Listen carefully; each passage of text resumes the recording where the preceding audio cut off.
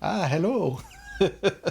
Hello and welcome to Players and Creators. It's a wild, wild, wild, wild bounce. I am the DM, and welcome to the stream. So today we're going to get started, as always, with some quick announcements, and then we will get ourselves started. I am looking not so great here. Let's see if I can fix that real quick. Uh, let's see. Do do do do do. Streamer issues. Always, always something. All right. Cancel that. Cancel that. I think that's what I gotta fix. There we go. There we go. All right, that's a little better. All right, so again, welcome. Do some quick announcements and we will get started. So, again, we are once again sponsored by Never Ending. Um, Again, for those who didn't see here last stream, we are sponsored by Never Ending, which is this amazing animation platform. So if you're someone who has done tabletop gaming, or you write stories or small short stories or whatever, but you've decided that you've always wanted to see them animated, or you just wanted to tell those stories through animation, this is what Never Ending is able to do for you. It's a way to share those stories that you always see pictured in your head, but maybe you can't draw, or maybe you can't. It's expensive to hire artists, so you'll be able to use this amazing web-based platform, and it's very easy to use. So you can, once it's all done, they're in beta right now. They are slowly putting together and adding more things. But once it's all said and done, you can actually record your gaming sessions, and you can tag the best moments. And then afterwards, you can very easily trim them and edit the audio. So anybody who's done audio, any kind of audio work, knows that that's a big benefit. You can use the character builder to create your characters the way you've always visualized them. So right now, their character builder is available for free for anyone to use. So if you want to check that out, you can absolutely do that. I highly encourage that. You can build a scene by placing backgrounds, objects, and characters, and then you can animate all those characters. So essentially the way you kind of envisioned it and the way it actually went through in the actual game, kind of gets brought to life. So this is what Neverending does right now. So the beta character builder, as I said, is open and available right now. You can actually go on and check it out at bneverending.app. You can also, and when you use a character builder, you can create your avatar. You can use it for your tabletop games. You can add it for your stream. You can create not only your characters, but if you're a DM like me, you can use it for your NPCs as well. You can select different body types and builds, hairstyles, eyes, ears, outfits, weapons, armor, all that cool stuff. So there's so many unique character combinations, possibilities. And then you can download that for use however you like. And then you can also make tabletop tokens. So if you're using like Roll20 or another virtual tabletop, you can actually do that as well. I know the tabletop tokens, I think, are going to be available in April. They're not currently available, but they're like I said, they're rolling things out a little bit at a time. And currently, their Kickstarter is still going. They were funded in 90 minutes, which is amazing. But they have all these amazing stretch goals for different body types, more armor, more weapons, all these great things. So if you get a chance, please support them, support the stream by supporting them and their Kickstarter as well. Again, a lot of good stuff on there. You can bring your characters to life. You can bring your stories to life. Neverending.com is definitely the way to go do that. So it's bneverending.com. But if you want to go to the character builder specifically, you can go to bneverending.app. All right, and you'll see throughout the stream, you'll see that information, and also when we go on our break, you'll get a little more information about them as well. All right, so we want to again once more thank Be Never Ending for sponsoring the stream this evening. And with that, let us get to my wonderful players. You don't want to see me too much.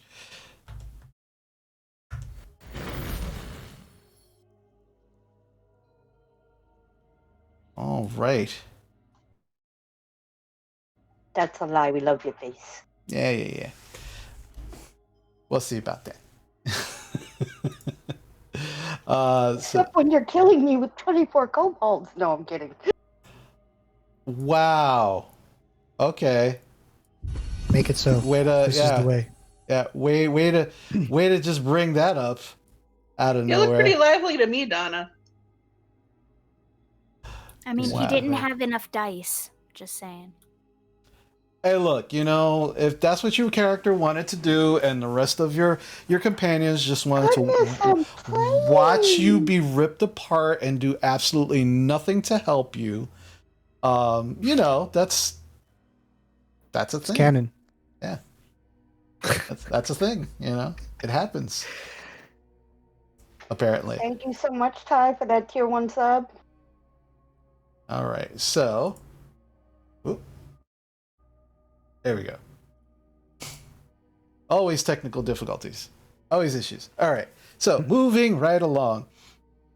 So yes, as usual, we want to thank everybody for the support they give us. You're going to see again, I'm slowly adding onto the stream. You'll see a little more information about all of us. You'll see our names. You'll see some contact information, kind of like right under where the names are. So hopefully that'll be helpful as we since we are being sponsored by Neverending. One of the other cool things is we are all slowly starting to build our characters through the app. So once we get our characters done, you're going to slowly start to see those animations right here on the stream. So we can't wait. We're working with the folks at Neverending to kind of get that completed. And that's going to be super awesome. I can't wait to do that. And then at the end of the stream, you will also see you'll see some more additions where we are constantly trying to thank. We want to thank all the people who keep supporting everything that we're doing here. So you'll see their name. You'll see all of the supporters' names and the followers' names and our Patreon patrons. All of to just thank everybody for the support that they've been giving us. So it's super appreciated, and just trying to give back best I can. So with that's about it for our announcements. So that just takes us right into the game.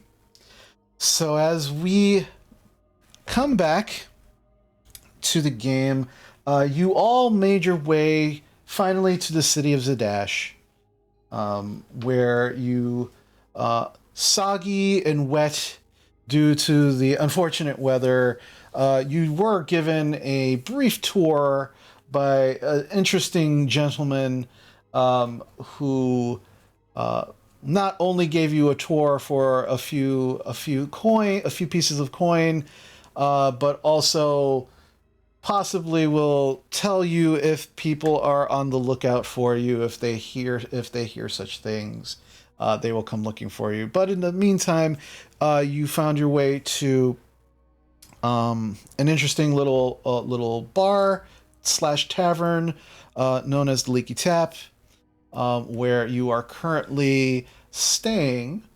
Some of you did various things. Rowan made sure that she went to a bathhouse, and as usual left all of you, swinging in the wind. And additionally, you all fancied yourselves up and made your way to find the Von Scott in residence here in the city of Zadash, While doing so, you found out he was in the nicest part of the city known as the Tri-Spires. Upon passing through the gates of the Tri-Spires, Galen's illusion seemed to drop. Thankfully, he was not spotted by the guards and was able to re-establish his illusion. You found a number of individuals arguing what seemed to be an iron golem.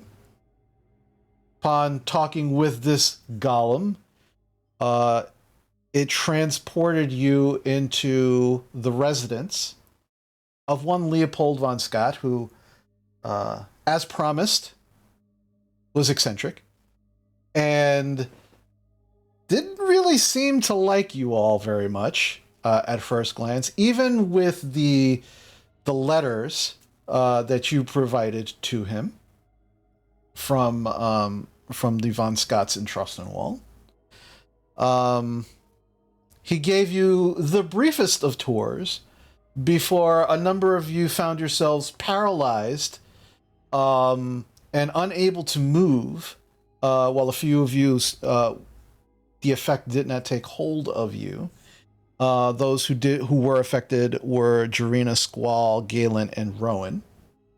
And immediately upon that, he raised himself about 15 to 20 feet higher than all of you. And that is currently as he's floating on this silver disc.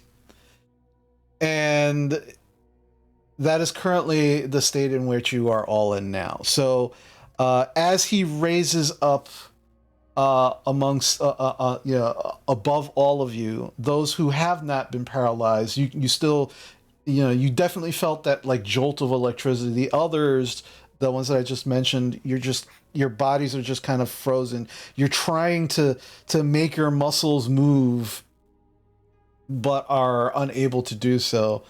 And as he raises up, you watch as the ceiling above him, there are these roiling clouds, black and silver clouds that just begin to just kind of billow out from the top. And then you can see crackles of lightning just as he begins to raise up. And he just kind of raises up and he spreads his arms out, and he's just kind of looking at all of you. Goes, "That's right, fear me. I'm Leopold Von Scott, the amazing, the awesome." What do you all do? I try to break out of this paralysis. Okay, you are unable to do so. At least for the moment. Those who are not paralyzed, what would you like to do? Who's paralyzed and who's not? I'm not paralyzed. Jarena, I'm dude blatantly confused. Jarena, Squall, Galen, and Rowan are paralyzed.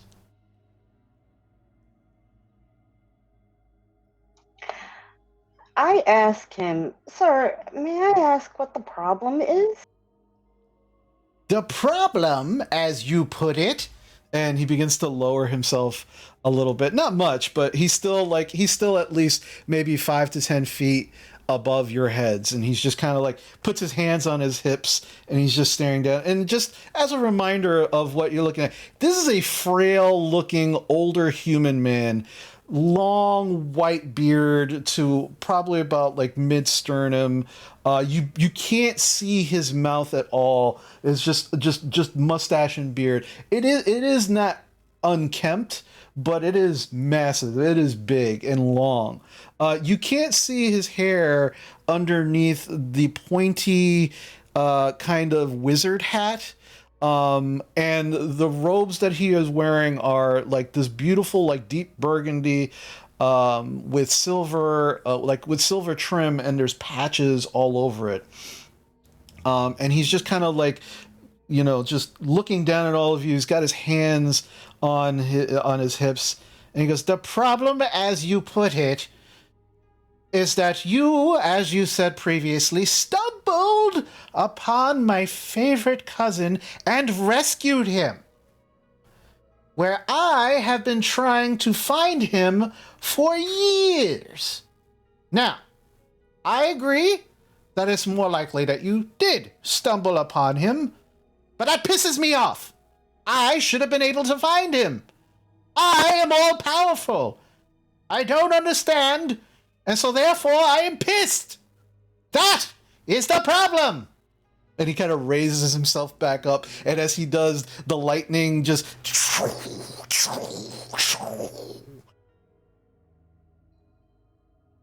Does that answer your question, miss? Yes, but I would say that punishing the ones who did rescue your favorite cousin is not exactly the right thing to do. He lowers himself a little more. I am not punishing. I am establishing dominance.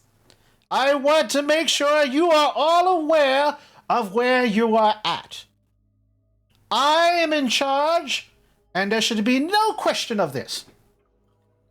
If I would care to say, if we had no respect for who you were, we would not be here in the first place.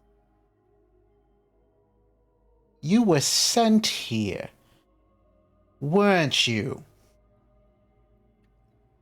No, we weren't. La! And he just raises higher up, right? And then he comes back down, just slightly lower. He's like, "Look, the letters are clearly say that you have protection of the Von Scott family. You came here because you found out about me through the family entrustment wall. Is that correct?" That is correct, but we were not ordered to come here. We made the decision to come here. Very well. And he begins to slowly lower himself. He motions his hand, just kind of like in a very curt manner. And as he does, those who are paralyzed, you find yourself free from the paralyzation. All right, look. Here's the problem. You, according to this letter, are considered under the protection of the Von Scott household. I don't know if you really understand what that means, but essentially that means your family. He kind of floats around all of you, on this little silver disc, and he's just kind of making his way around you. And he goes, "And I don't know any of you from a hole in the wall. So therefore, I will consider you family that I dislike. That means you are on my shit list. Don't worry, you're not the only ones." What if we got to know each other? He kind of just like swoops in, and he's like nose to nose with you. That is exactly what I had in mind. I really like your beard. Can I call you Uncle Leo? I don't like you. I'm just going to say that right up front. Not you are on my double secret probation shit list. I take a step closer. And he kind of swoops back. I think you're great. He kind of swoops I take a step back. closer, and I say, I understand your position. I, more than anything, understand the trust that needs to be within family. I have people outside of my own blood that I consider family, but that cannot be established unless there's trust. Blah, blah, blah, blah, blah. That's all I hear of. Okay, this is what's going to happen. All right? Your rooms are prepared. The places where I showed you downstairs, they're prepared. Go check them out. They're pretty nice. Very schwanky, if I have to say so myself. All right? You go in there. When it's dinner time, we're all going to have a nice dinner. And we're going to figure out if you're going to stay on my shit list or if you're going to get off that shit list. And you, he points to you, Rowan, you're going to do double duty because you're on the double secret probation shit list. Call me Uncle Leo. You don't even know me. Does that mean I have to do dishes or something? Maybe. Okay. And he just kind of he floats around and says, all right, so go to your rooms, and when it's dinner time, you'll know. Well, get out of here. Go. Right then. Okay. And kind of, you go right back downstairs. You took one floor, and again, this seems to be, there's definitely a tower of some sort. And it, white. Oh, it looks like white marble walls, stone walls. They're not brick. You don't see any kind of like uniformity to them. It's just one. It looks like one solid piece of stone. The stairs kind of wind downward. Again, tapestries along the sides of the walls. You go down one flight. And you see the rooms, you see the doors to the rooms that were previously, according to him, were storage rooms. And the doors are now currently closed. So you all begin to, and there's rooms, there's one door for each of you. And as you all begin to open the doors, immediately you see, the rooms are barren, with the exception of what looks like a straw mat, a small water basin, and that's it. Like, kind of, think Doctor Strange when he first went to Carmitage, right? Like, just very shitty, very, very shitty place to kind of lay down. But, I mean, it looks clean. There is a single candle, like a candle on the wall in a little holder that you could light for some light in the room. No windows. But outside of that, that's what your rooms look like. So basically a prison cell, if he wants it to be that. I mean, you could come and go. It looks like you can come and go as you please. Like, there's no locks on the door or anything. So like a convent. Kind of. I plop down on a pallet and happily start sketching our new host in my sketchbook. Okay.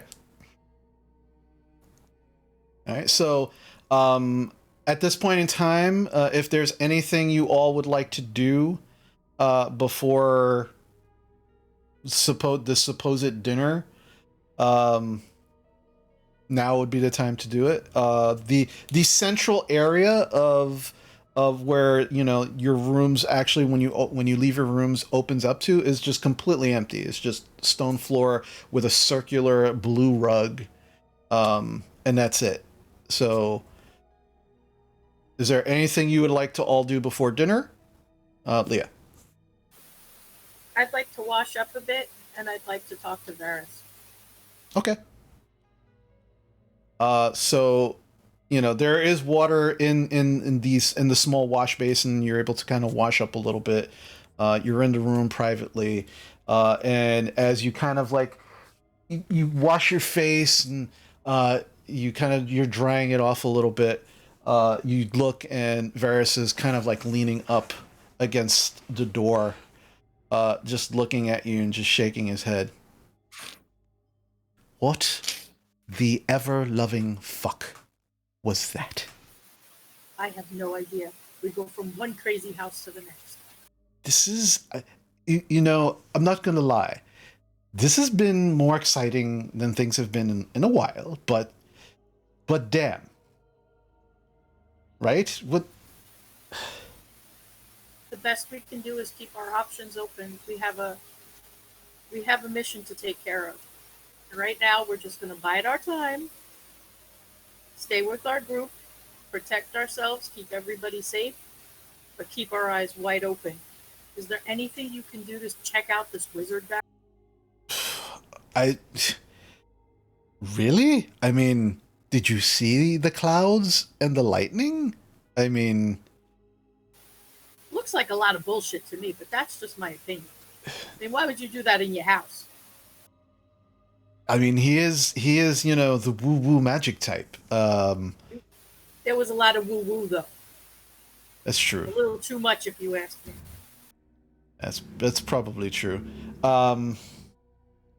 Yes, and I would just, again, you probably want to, take one of the others and make sure that whatever we do, like, they're easily going to, like, take the brunt of whatever happens first, like meat shields, We'll be okay. We always are. Yes, but I mean, it's just getting, it goes from weird to strange to damn fuck crazy, like, really quick with these people. No kidding. Are you sure this is the right move? I've got your back no matter what, but this is a little much. We'll see how it goes. So far, so good. So far, nothing we haven't been able to get out of. All right. I'll see if I'll keep my ears and eyes out. I'll see if I can find anything out, and if I come up with something, I'll let you know. Thank you. No worries. Is there anything else you'd like to do? All right, Galen? I butt into Rowan's room. So now that we're not in a very dense jungle, you want to continue our scimitar training?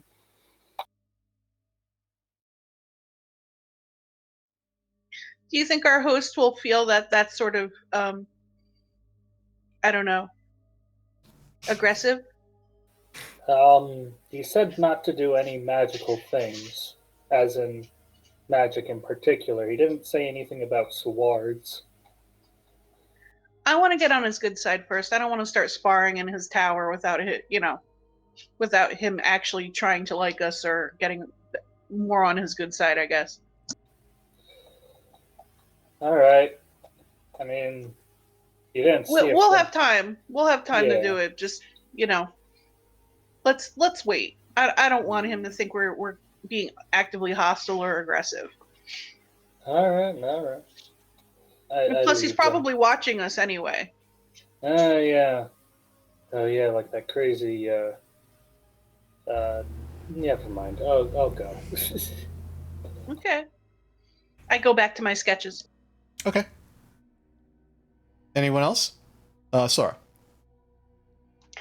I am going to lay out my bedroll so I'm a little bit more comfortable, and sit with my book, because I remember the last couple of times spellcasting feeling something coming from my book. Okay.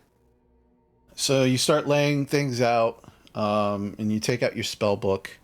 And as you take out your spell book, you're kind of inspecting it, and you're taking a look at it, and you can see what looks like a raised impression on the cover of your spell book.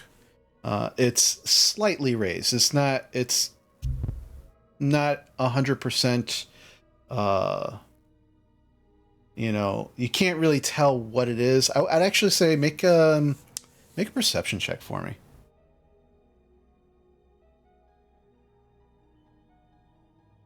Give me a second. My computer's lagging just a bit.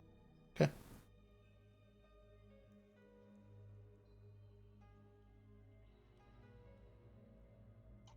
$12. 12. It's the impression seems to be very round, but not like not perfectly round. Like it's like almost like an imperfect circle, if you will. So like an oval? Kind of. But that's about all you can make out. And the interesting thing is that you remember that wasn't there before. Like it was never like that. So, but you can see again, this is a spell book that was given to you when you were young, and you've had it for so long, like you know it inside and out. So for this impression, it's very odd what this impression kind of slightly sticking out. What this means, you're not entirely sure. Okay, thank you very much. Mm-hmm. Actually, make an Arcana check for me.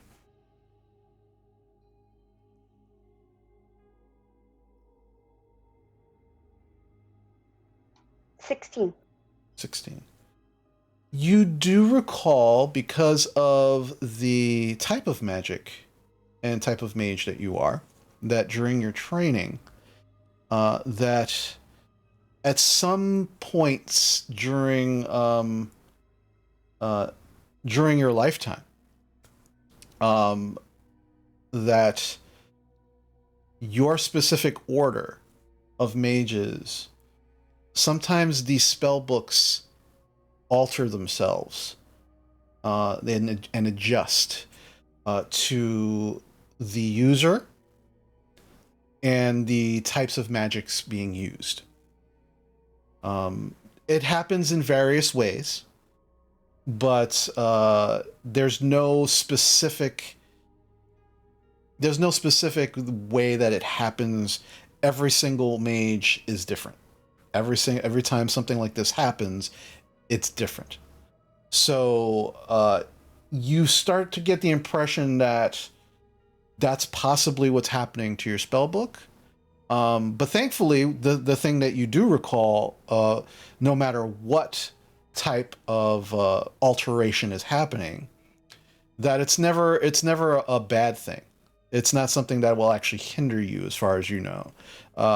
It is more of just a change, an adjustment based on the things that you do with the arcane energies around you.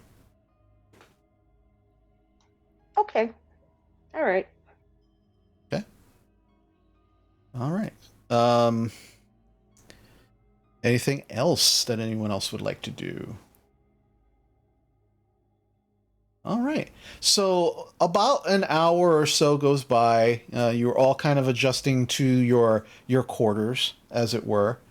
And you hear this loud projecting voice.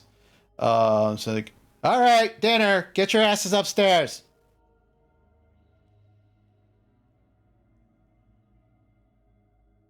You all begin to leave your rooms. Start to make your way up the stairs to the space where half of your party was essentially paralyzed. But as you make your way up, it looks completely different now. There is a long table in the middle with chairs enough for all of you.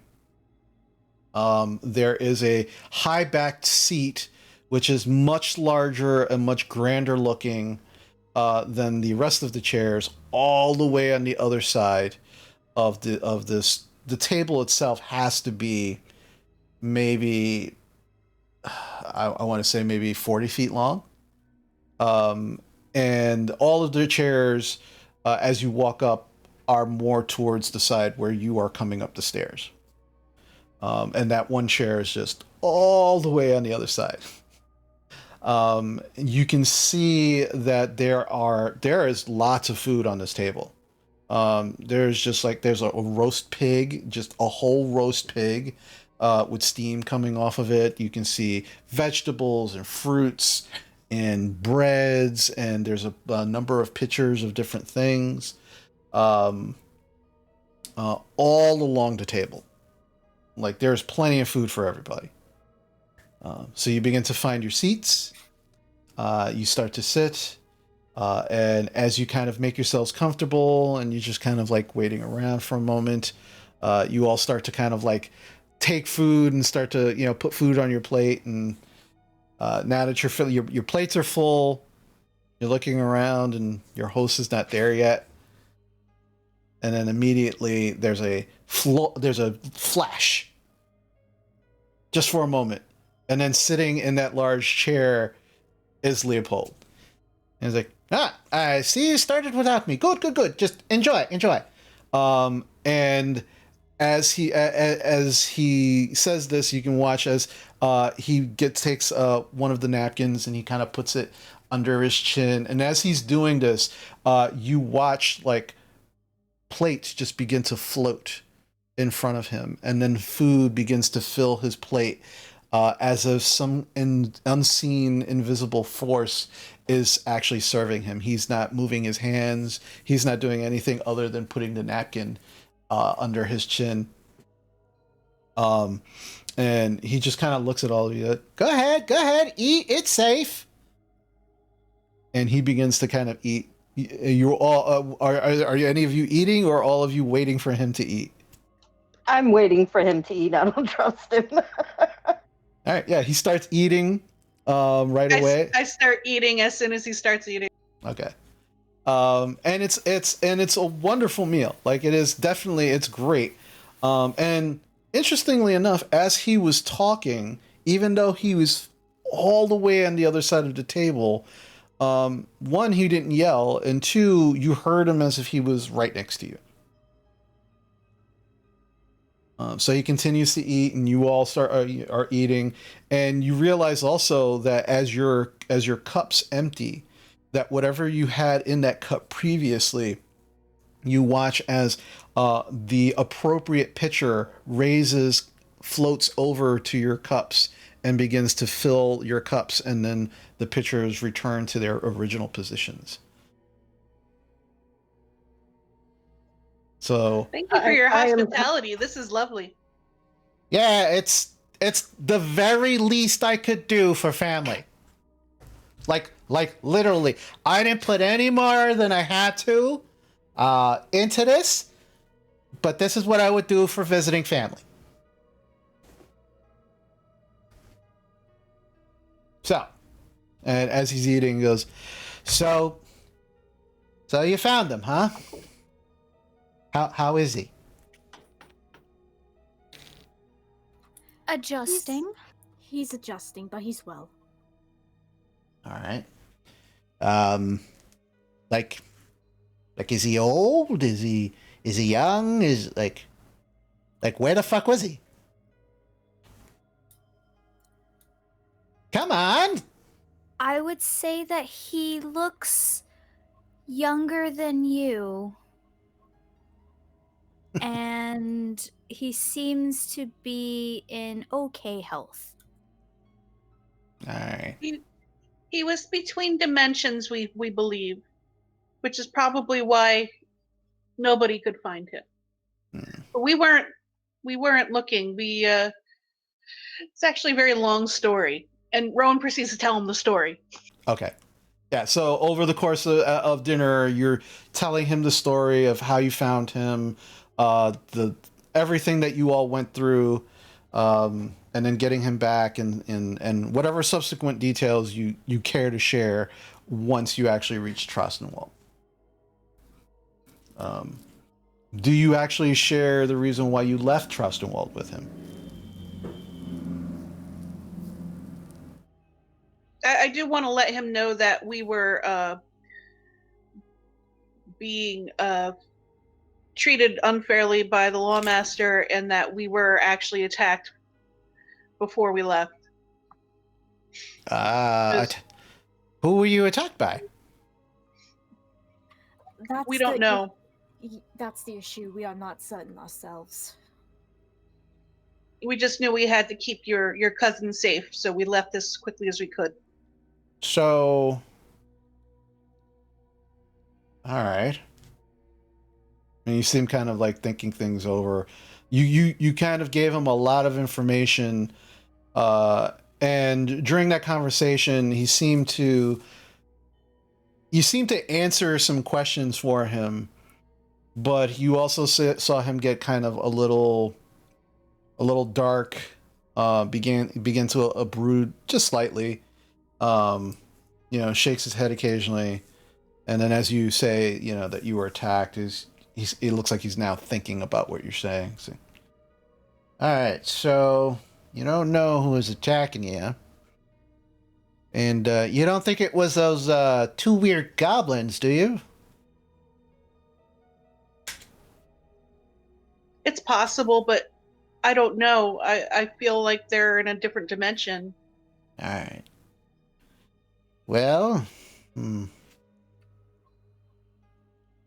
So, correct me if I'm wrong, but it sounds like you were in some shit and you possibly over your head, and you decided that visiting me would probably get you out of some of this shit.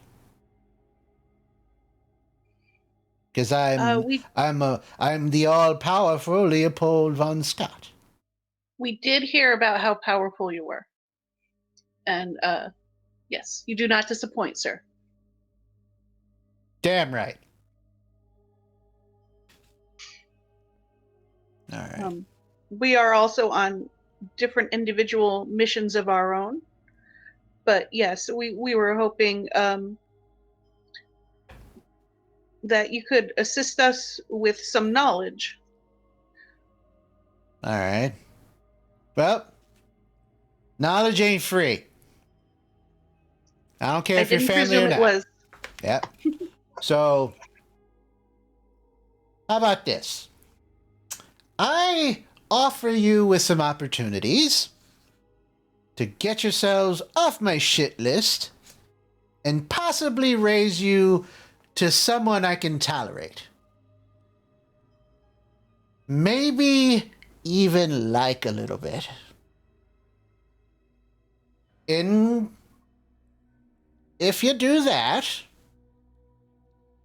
maybe I can help you. But, as I am, as I said, the all-powerful Leopold Von Scott, my issues that I might need help with are not small.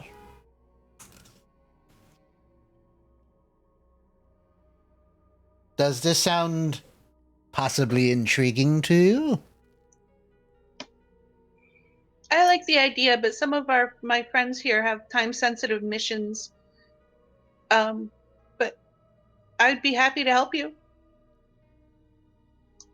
If I can. Time-sensitive how? What do you mean by that?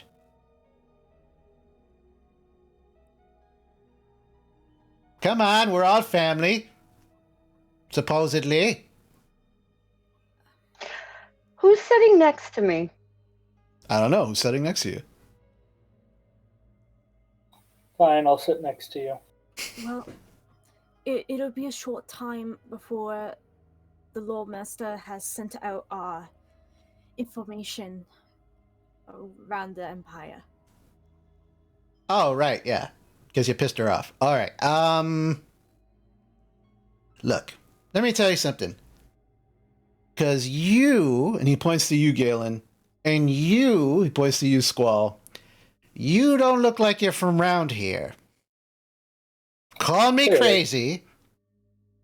So let me clue you all in on things that you may or may not know, and I give you these freebies because you're family. Again, supposedly. So, Dundalian Empire. What a bunch of pricks. All right? Now, granted, I've done a lot of work for them over the years.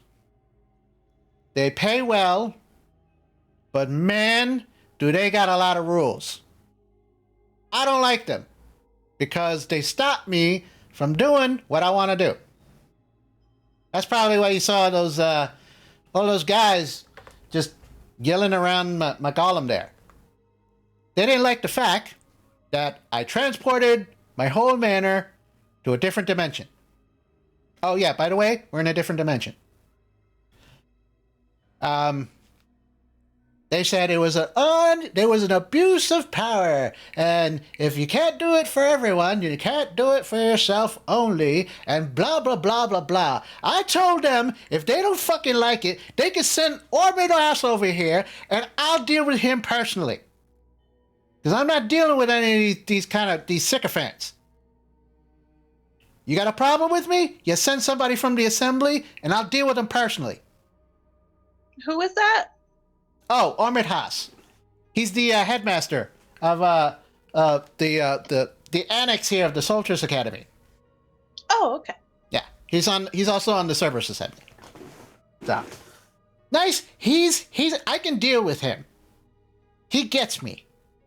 But some of the things they want me to do, unnecessary, uncalled for, and just plain rude sometimes. So, but anyway. So, they didn't like that I did that. Fuck them. But yeah, Dwendalian Empire, they really don't like your people. And he points right at you, Galen. But, if there's anything I can't stand more than these ruled pricks, is people who just lump everybody in because of the way they look or the color of their skin. Pisses me off. I hate all of you equally. I don't care where you are, where you're from, or what you look like. I just don't like you. Until you prove otherwise. So, and he's looking right at you, Galen. I'd never met a drow before, so you kind of threw me off when I saw you. Oh, and by the way, your little hat there will work for the bumpkins, but well, when you pass through here, it's not going to work really well. I kind of disable all illusion magics, and in the Tri-Spires, they also have a way to do that too. So I'm actually really surprised you made it through the guards. I was wondering what happened, because I could have sworn I still had 10 minutes left. Oh, well, that must have been something. Anyway, yeah. So just FYI, okay? Yeah. So for the two tourists here, yeah, Dwendalian Empire. You do something to piss them off, they're gonna send out all these types of missives and tell everybody, look out for these guys. So you probably want to invest in hoods. Yeah, illusion. Like I said, illusion magic is not bad. So your hat's not bad, but it's limited. And you there, Blue Boy? He points to you, Squall. He's like, "Oh, you better keep yourself under wraps." Hey, can you guys grow beards? Actually, I do have some tuff. I have facial Well, that's hair. not a beard. That's like a little. Excuse you. I don't go, criticizing your animal hairs. This is it's a style. I'm just saying it's not really a beard. It's just like a little tuft. This is as real of a beard as I am able to grow. Galen, can you grow a beard? I don't think dark elves can grow beards. Never seen one before. I think I'd remember that if I saw that. Just an idea.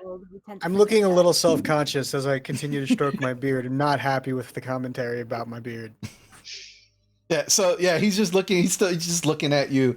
He's like, if I may continue, Blue Boy, they, and by they I mean the Empire, yeah, they don't see a lot of genasi around here. And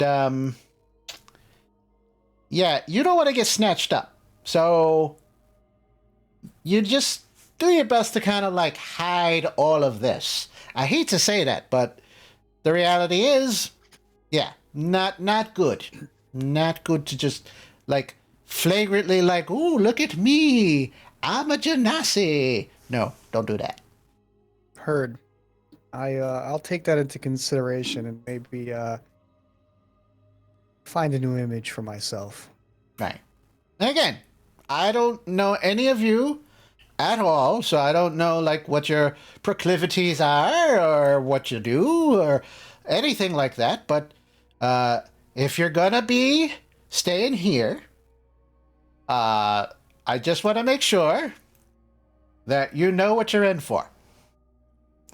I constantly clash with the Empire, but they know how powerful I am, so they have not taken drastic action. Because I pretty much will kick their asses. The Assembly, that's a little bit of a different story. I get along with them a little better because they understand magic. But outside of Ormid Haas,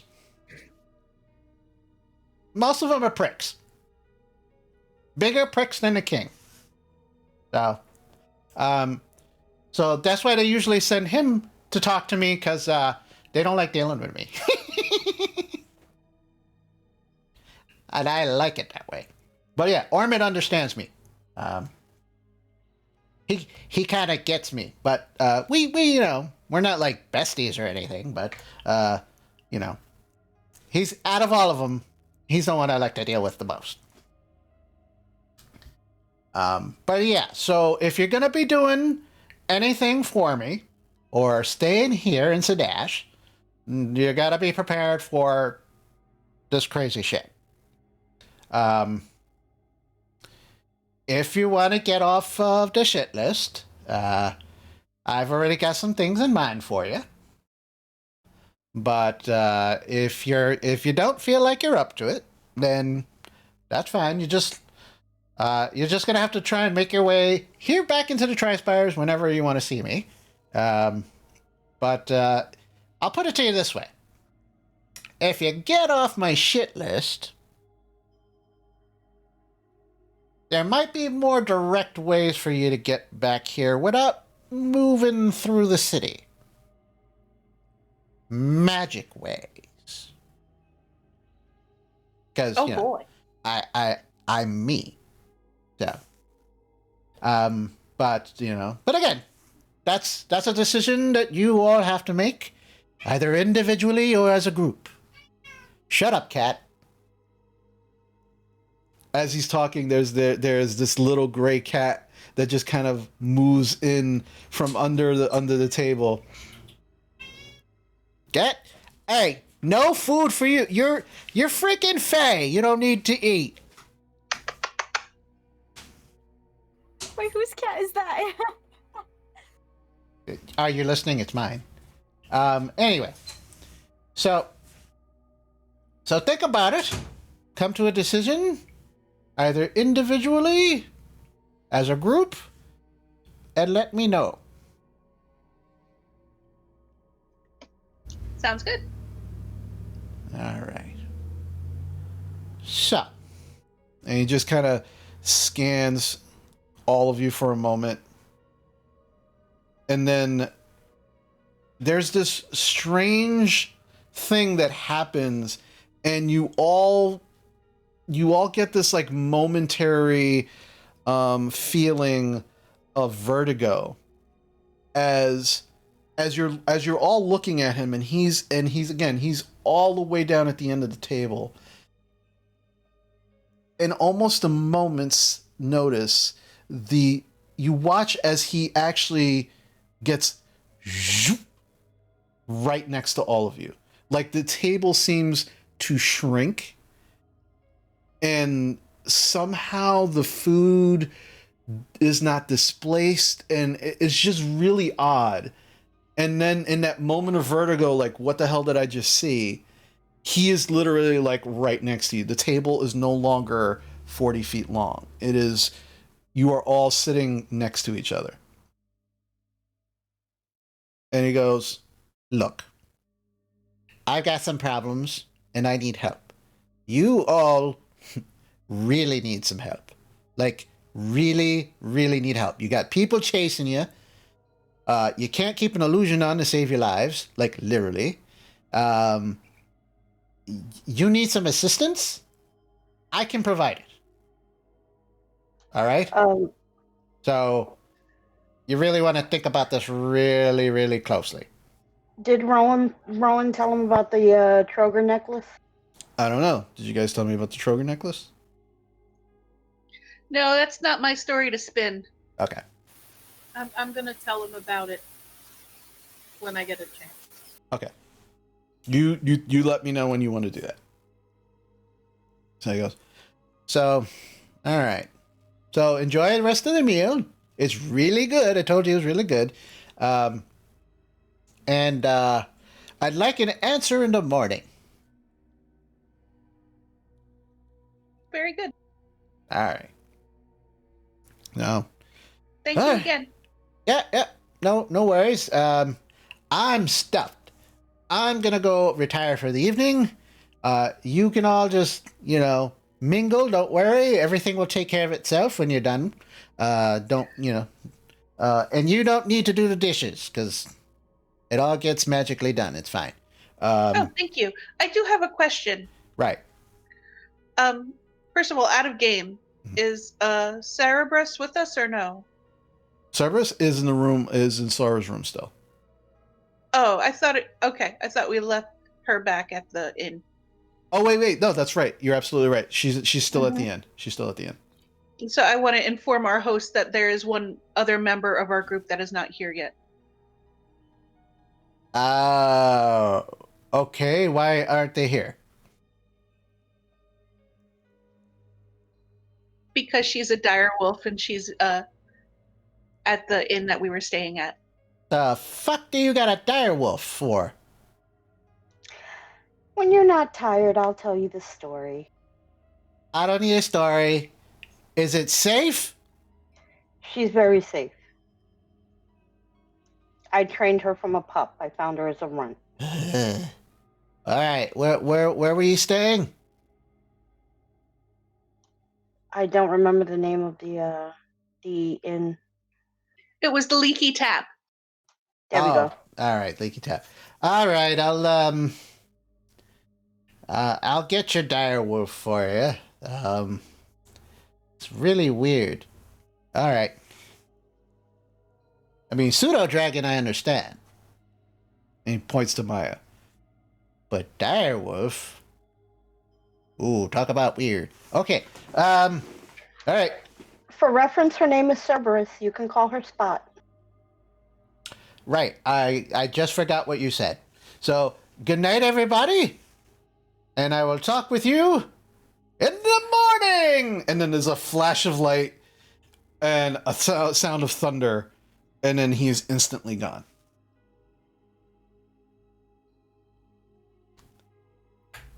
Well, he's very eccentric, like Gertrude informed us. A little bit. I love him. He's so awesome.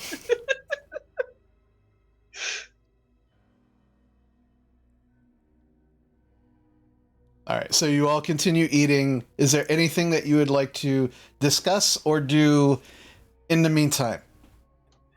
I asked Leonara, we cannot keep this skull necklace any longer.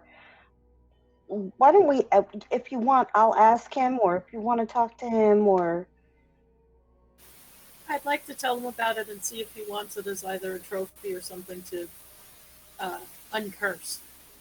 He does say he's very, very powerful, so he might be just the man for the job. Oh, most certainly. I jump into the conversation. He gives me the impression that he loves to delve into things he doesn't understand. So, very eccentric.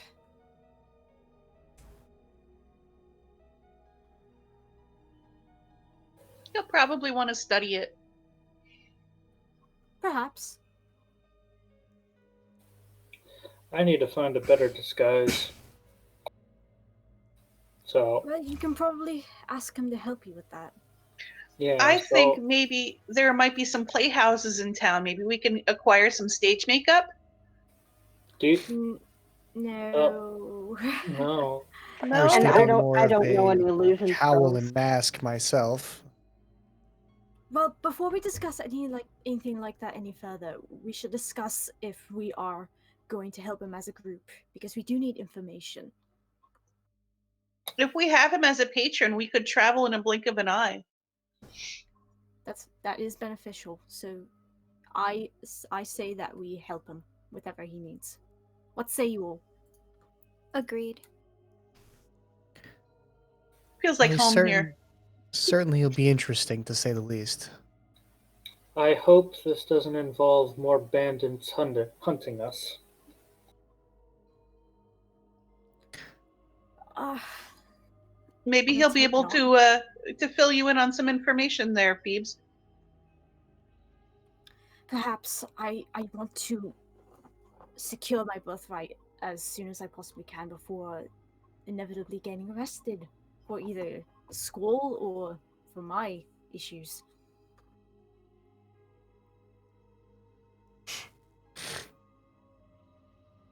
Okay.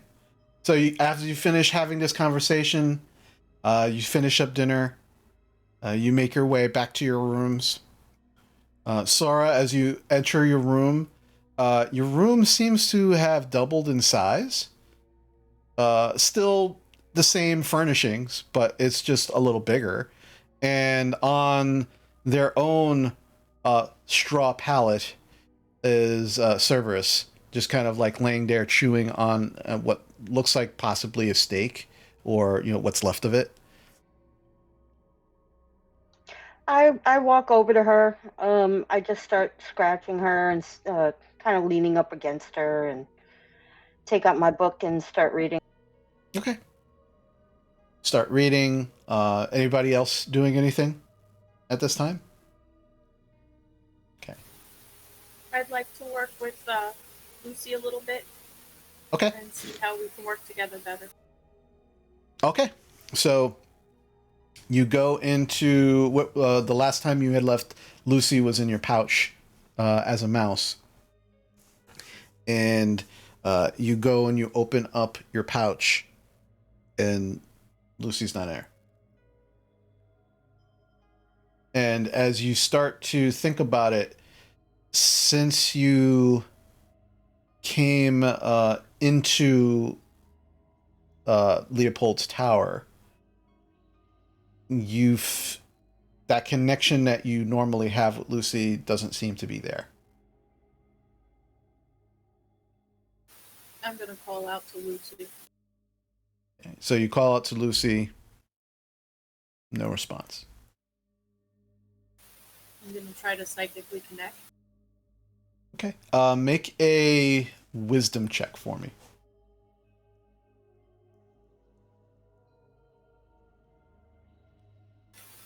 Nat 1. For a total of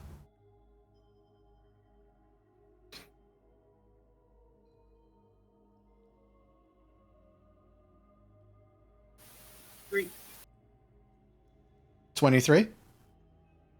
No, 3. Oh, 3.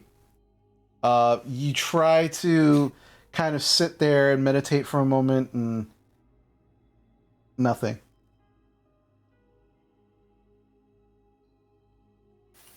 Well, I'm just definitely concerned at this point, and I'm gonna spend some time trying to figure out what could have happened to Lucy, as well as where the hell we are and how the hell we get out of here. Okay. Leah, you said that Lucy was a familiar, correct? I thought I was in my room. Yeah, you're all in your own rooms at this moment. Oh, I. Yeah. Never mind. All right. Anybody else doing anything? Okay. Oh, Jarina. Is there like a bowl or glass or vase or anything in my room? Yeah, there is a metal wash basin filled with water. I want to expend 5 charges on my staff to make 5 flowers to put in the wash basin as kind of like a tribute to Melora, and I want to meditate. Okay. Yeah, easy enough. You're able to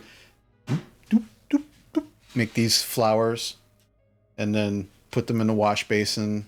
They seem to kind of thrive as soon as they kind of like perk up a little bit as you put them in the water. I want to wash my travel clothes and hang them to dry. Okay. There's not the probably the only place you could hang them is from the little hook where the candle holder is, but that shouldn't be an issue. All right, and the rest of you bed down for the evening to have an evening's rest in this strange tower of Leopold Von Scott.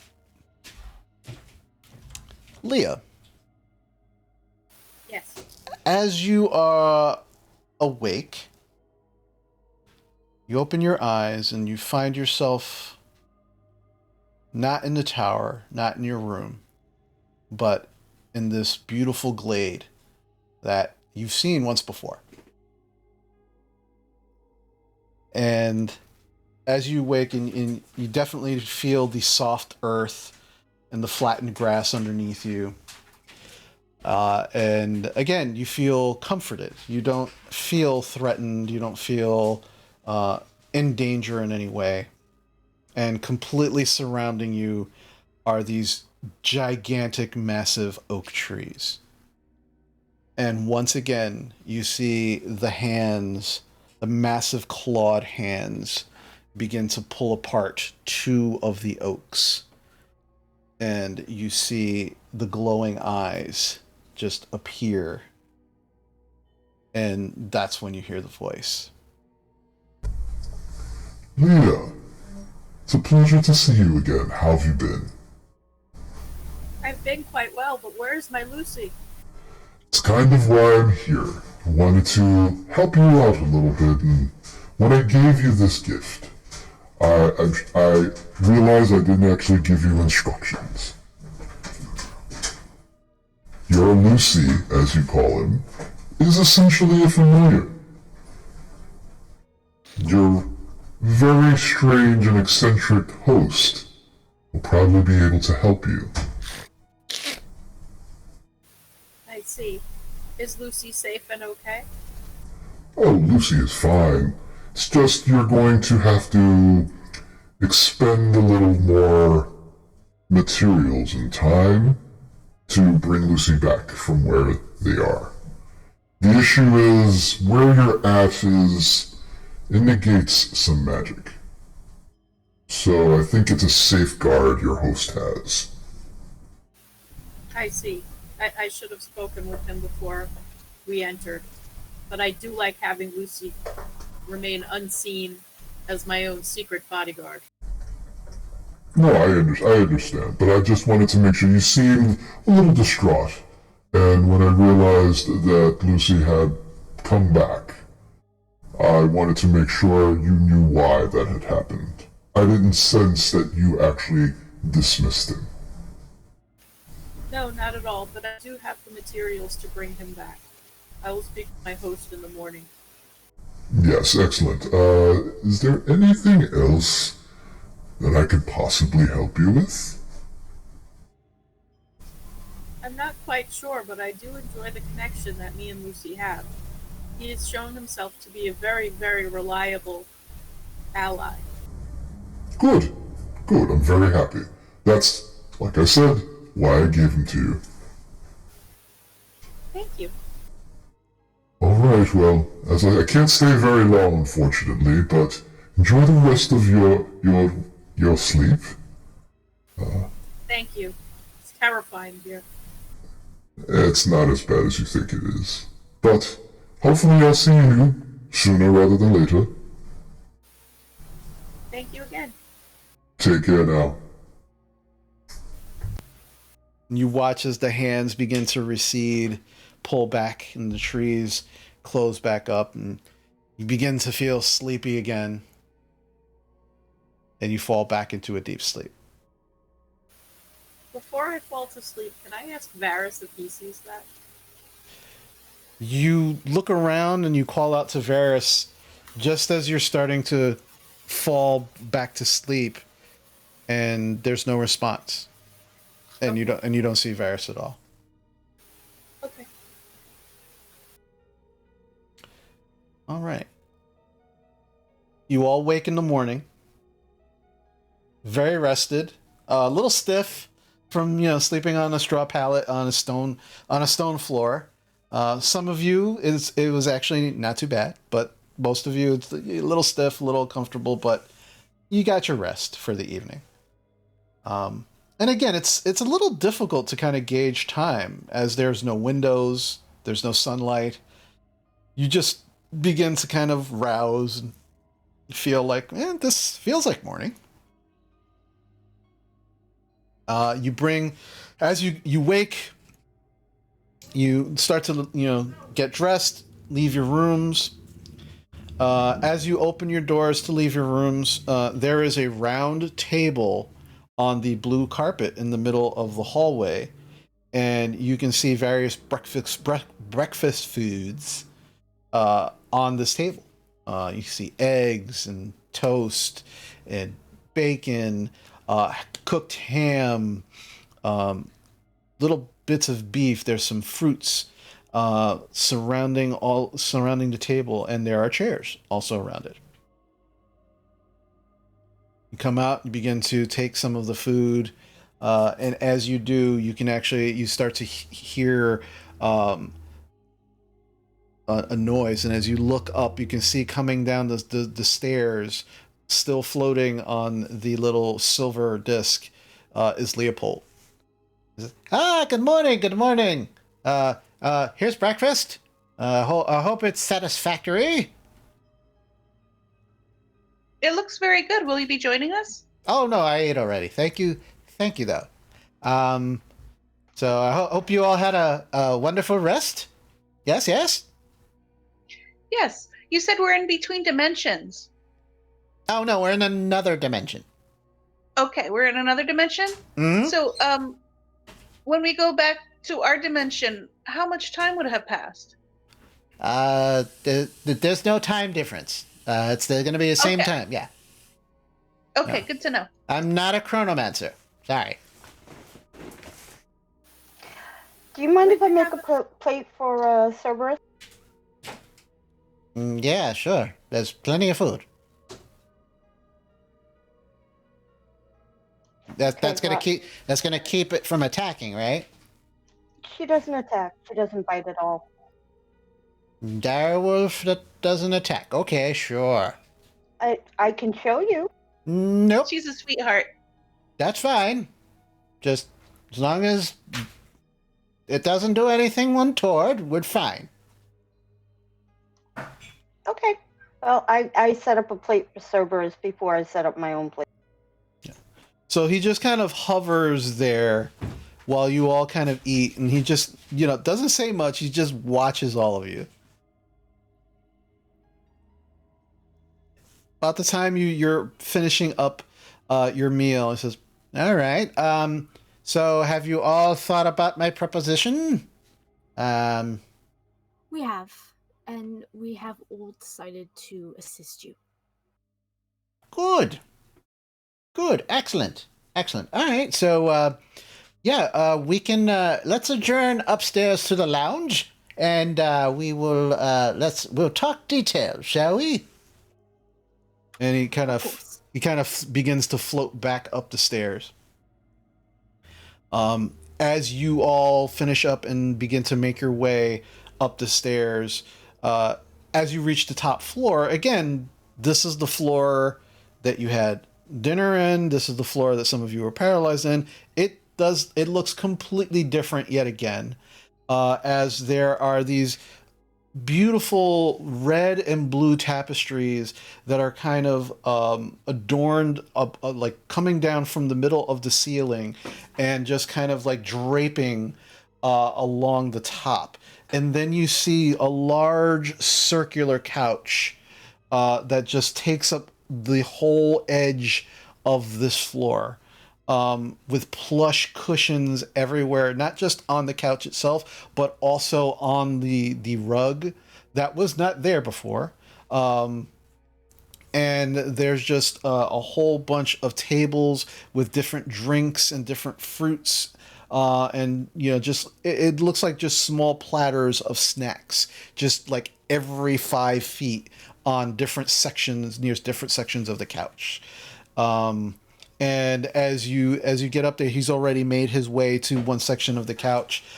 He's just kind of sitting there, and he's kind of picking at some grapes. He's like, "All right, come on, sit. Let's talk. Let's have a talk." I do have some questions, sir. How are we to address you? Leopold the Great, the amazing Leopold. I don't know. I mean, just Leopold's fine. So, Uncle Leo's off the table then, huh? Off the fucking table. Okay. Another thing, I know we just agreed to assist you, but we're not going to be doing anything dastardly, are we? It's not going to be assassinations or anything dark like that, is it? Oh, no. If I need anybody killed, I'm going to do it my damn self, because it's fun. I thought that might be your opinion, but I just want to make sure we're on the same page. All right. Yeah, no. No killing, no stealing, nothing. Okay, I'm a big rule breaker, but I'm not asking you to break any of the stupid Empire rules. Might have to bend them slightly, or fudge them, but not break them. Like I said, I've got more than one problem, so I'm gonna need you, at least most of you, alive and not imprisoned, to kind of help me with the other stuff. So it behooves me not to give you anything that's gonna get you killed or imprisoned, right? Right. So moving right along. Any other questions before we kind of get to the meat and potatoes of this? Yeah. All right. So Leah, We should discuss this now. Yeah. Okay. Well, Leopold the Great, we do have a little issue that we feel should be discussed sooner rather than later. all right. We have a Troger skull necklace. It seems to be misbehaving. We understand that it is heavily cursed. It shouldn't be touched, and will eventually grow into its own little Troger, if not worn by a master, that it will also overtake. So it's been nothing but grief. You brought a fucking cursed item into my home? Where is it? It's in my bag, and I get it out. I don't touch it. All I right. have my gloves on. I get my magic stick, All right. which I keep now in the bag. So as you open up the bag, immediately you watch Leopold just kind of put his fingers out and start doing, like, waving his fingers. And as he does, everything in your bag slowly starts to come out. And as it does, he just, like, you watch as it just kind of falls onto the floor in front of you, onto the carpet.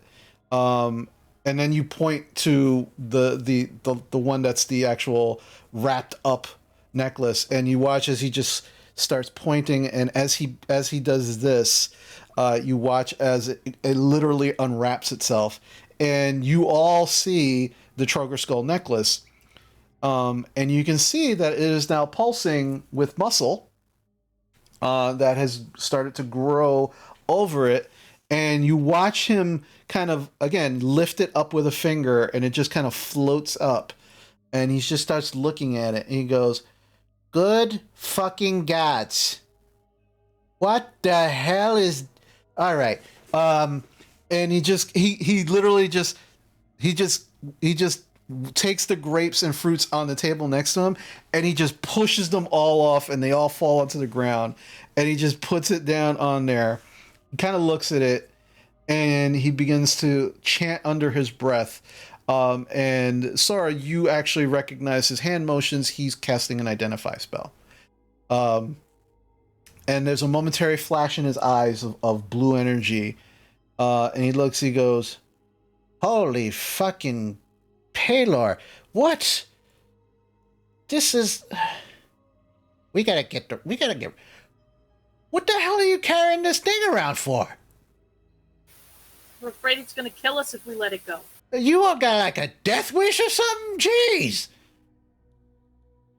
We've been sticking it in the fire every night, and it seems to burn off the muscle, so it can't get very far.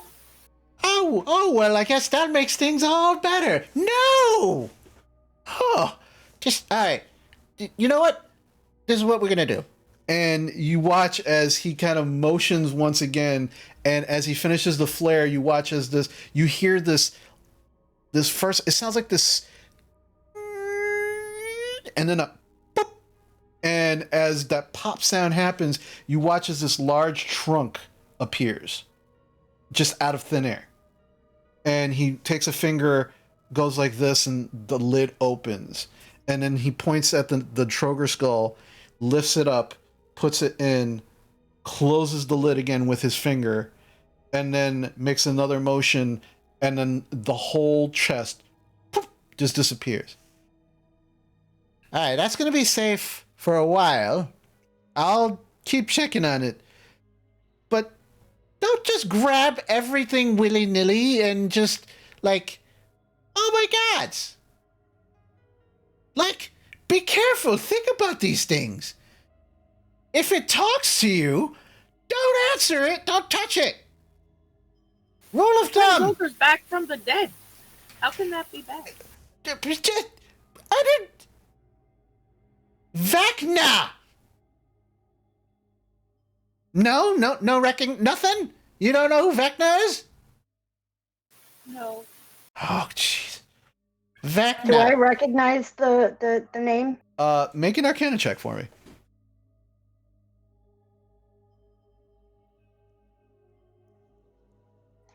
$21. I think I know what that is. Do you want to roll for it, Rowan?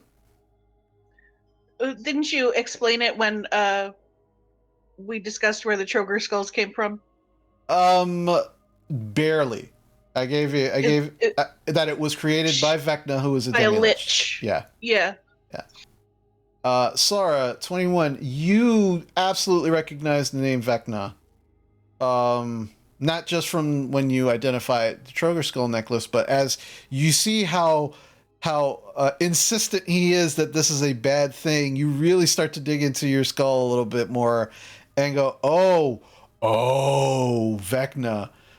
Yes, Vecna was a demi-lich who ascended to full lichdom, was a mage of incredible power during the Age of Arcanum.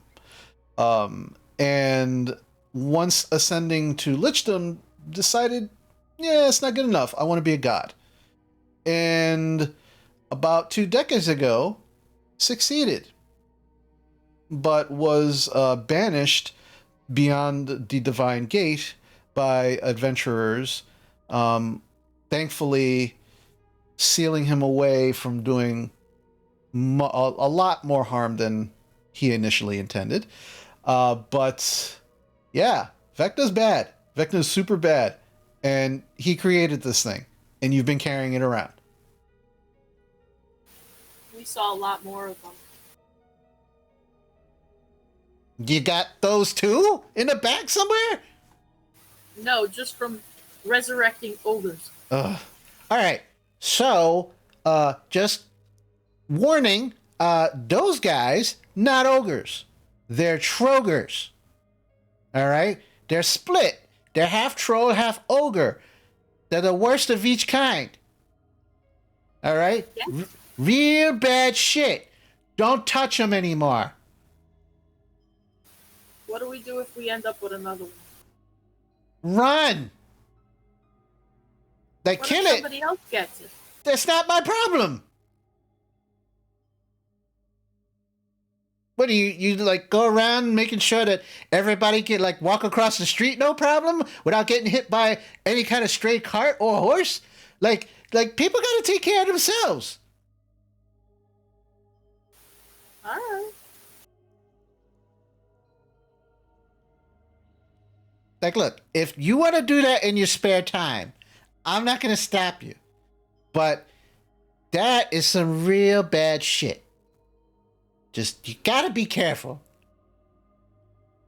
Okay. Any more surprises before we move on? No, but I would like to ask you about allowing me to bring back my familiar. Oh, you got a familiar. Oh, that's okay. Yeah, I got.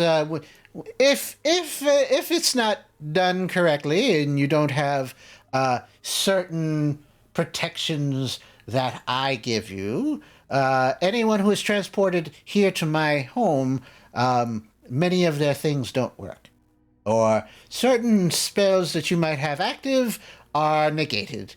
It's a precaution, I don't, even though I only let. Understandable. Even though I let people in that I think I might be able to trust, you never know. So it's just, precaution. But yeah, you want to summon your familiar, you can resummon your familiar. That's fine. Do you have the components to do it? I believe so, but I would have to check again. All right. Well, if considering that I was the one that deactivated it, well, if you don't have the components, I probably have some, so that's fine. So you're a mage as well? No, just have a familiar. That's all right. He was a gift. Oh, okay. Care to elaborate? I don't know much about him. That was not informative in any way, but thank you. All right. No problem. All right. Anybody else? Anybody got a beholder in their pocket or something? Come on. What's nothing? All right, good. So he kind of looks at the grapes on the ground that he kind of knocked over. He's just like, what a waste. And he kind of snaps his fingers and grapes just disappear. I mean, can we roll that back and maybe Cerberus cleans that up for him? Cerberus goes to chew it up, to go eat them, and they're already gone. Grapes are bad for puppies. Not necessarily in this world. All right. So, I got some problems, and hopefully you'll be able to help. So the first one, actually, let's just deal with these one at a time. We'll see how you do, and then we'll go from there. All right? So, I normally have an apprentice. Unfortunately, I haven't seen him in about a week. So I found, just outside of the walls of Sadash, I found that there was I guess the best way to put it is a ruin of former. Well, I don't know how much you know about the city, but before the Empire came around about 200 or somewhat years ago, Zadash actually was the capital of the Julius Dominion. And the Empire said, nope, we're taking over, fuck you. And now Zadash belongs to the Empire. It's not the capital, that's Rexington, but Zadash is still a pretty nice big city. But when it belonged to the Julius Dominion, there were many things that were lost because the Empire don't want people to remember about them. Because, again, like I said before, the Empire's a bunch of pricks. So, I found a ruin of the Druidless Dominion just outside the walls of Zadash. You would expect to find things like that, if you're looking for them. I was looking for them. And this particular one belonged to a pretty important mage, and I was like, okay, maybe he's got some good shit in there. So I started doing an excavation. And my apprentice Jake, who was doing really well, even for a little shit, was doing really well, helping me out. And but essentially, I told him, look, you're doing pretty good. I'm going to test you out. You go take care of kind of keep excavating and seeing if you can find things. And we were able to actually clear out a good section to make it into a real. It looks like it's pretty preserved. It looks like a laboratory or something that belonged to this mage. And well, I came back. And Jake was really excited, and I was like, you know what? Good for you. You're so excited. Go take care of it, and come back as soon as you can. Let me know how well you're doing. And that was a week ago. So what I'd like for you to do is I'd like for you to go see if you can find out what happened to Jake, but more importantly, see what you can find out about this ruin. See if you can take care of it. If there's any problems that arise. I'm having a bad feeling that something might have happened to Jake. But if he's alive, great. If he's not, I want my stuff back. So just make sure, the robes and, if he's got his wand still on him, I gave him all that shit. So make sure I get that back. But just, do what you can. Find out more about the ruin, bring back some information, and, we'll go from there. Are there any particular objects or items you're looking for? Besides Jake? No, not particularly. I want to see, if there's any notes, if there's any items there, that would be great. I get the impression that Jake and I were the only ones who actually found this place. It was completely sealed and covered. And, and when you get in, just ignore the eye. Ignore the what? The eye. There's this really big eye. It's bright blue, and it sheds this blue light, and wherever you move in the room, it stares at you. I think he put it in there just to this mage, just to fuck with people. So I really think. Go ahead. Do you think that the eye might have something to do with Jake's disappearance? No, because we were down there for a week, and we thought that maybe the eye was doing something or great. No, we kind of did some experiments. We did some divination, a whole bunch of stuff, identified it, and nope, the eye it's purely decoration, and it seems like it's there to just fuck with people's heads. But it's real creepy if you're not prepared for it. I also have a question. What's the name of this ancient mage? Well, that's the thing. I don't know. When I was actually looking, I found records and notes over at the Cobalt Reserve that basically said that there were some mages who had lived here in Zadash. But again, the Empire's pretty thorough, and when it doesn't want people to remember something, they try to strike all record of them. Thankfully, the Cobalt Reserve is pretty good about preserving that stuff. But there wasn't a specific name, but they just said, that was a section of the city where a lot of the mages lived. So we kind of searched around that area, cast a bunch of detect magics, and Jake did the same thing. And eventually we found just the faintest hint of some magic, but it was further underground. And then, as I said, we did some excavations, and that's when we found it. I'm not sure who it is. I'd like to figure out who it is. I have some thoughts, but again, there was a number of mages who lived in that section. Well, it sounds like fun to me. I don't know about you guys. I'm in. I have a question. All right. Yep. So, are we walking out of here, or are you teleporting us straight there? Because how am I gonna? Because I was lucky getting past those guards through the front gate. Just them not seeing me. You sure were. Well, yeah.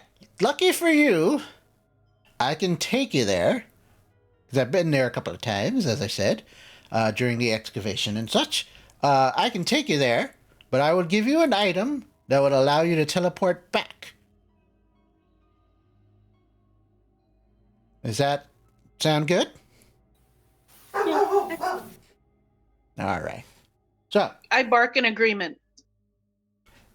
weird, but okay. That was Cerberus. All right. So, okay, yeah. So, like I said, when you get there, I'll show you where the entrance is to the excavation. You make your way down in, ignore the eye, and then just do your best to find Jake. And if you find him, great. If not, okay, just see what you can find. One last question. What does Jake look like? Oh, Jake's a human. He's a little taller. He's about like an inch or two taller than I am. Really like scruffy, dark brown hair up to about his shoulders.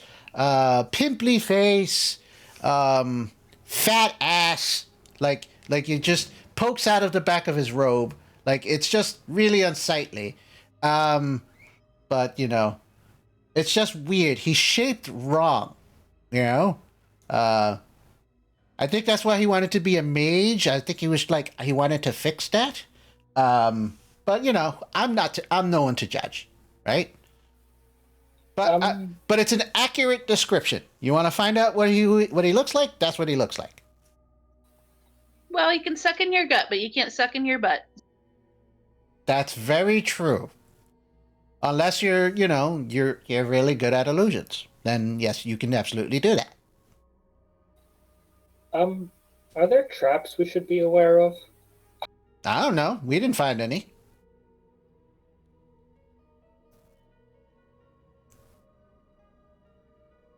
Do we need a key or anything to get in, or you're just going to let us in? Oh, no, I hid the entrance, so I will show you where it is, but it's an illusory wall, so you'll just be able to walk through it. I didn't want anybody else stumbling on it. I understand. Right. So. Okay. Yeah, I'm ready. All right. Anyone else? Oh, all right. So find out what you can. And, if you find anything good, bring it back. And, if I don't need it, you can keep it. I don't care. You said that you had maybe an idea of who the mage might have been? Mm-hmm. Would you mind sharing the information? Make a persuasion check.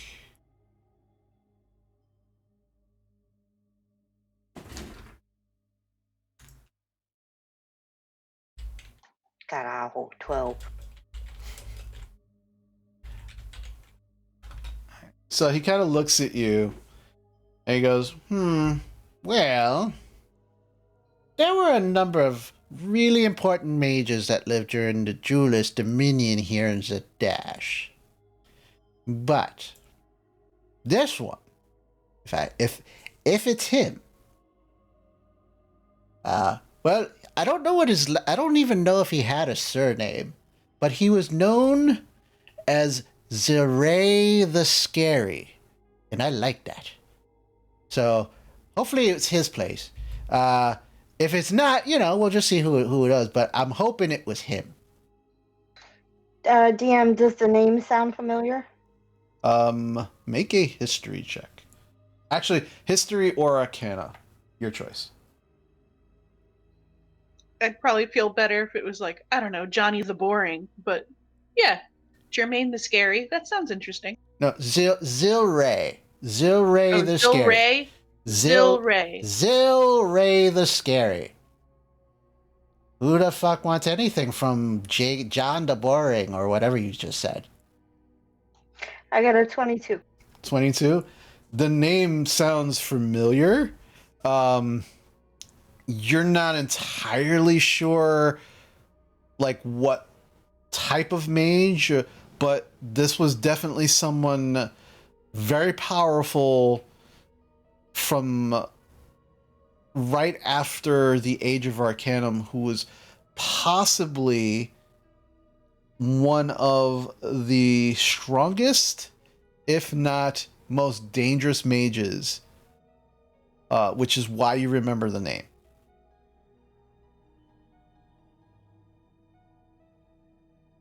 Okay. I decide to keep that information until we're actually on our way. Okay.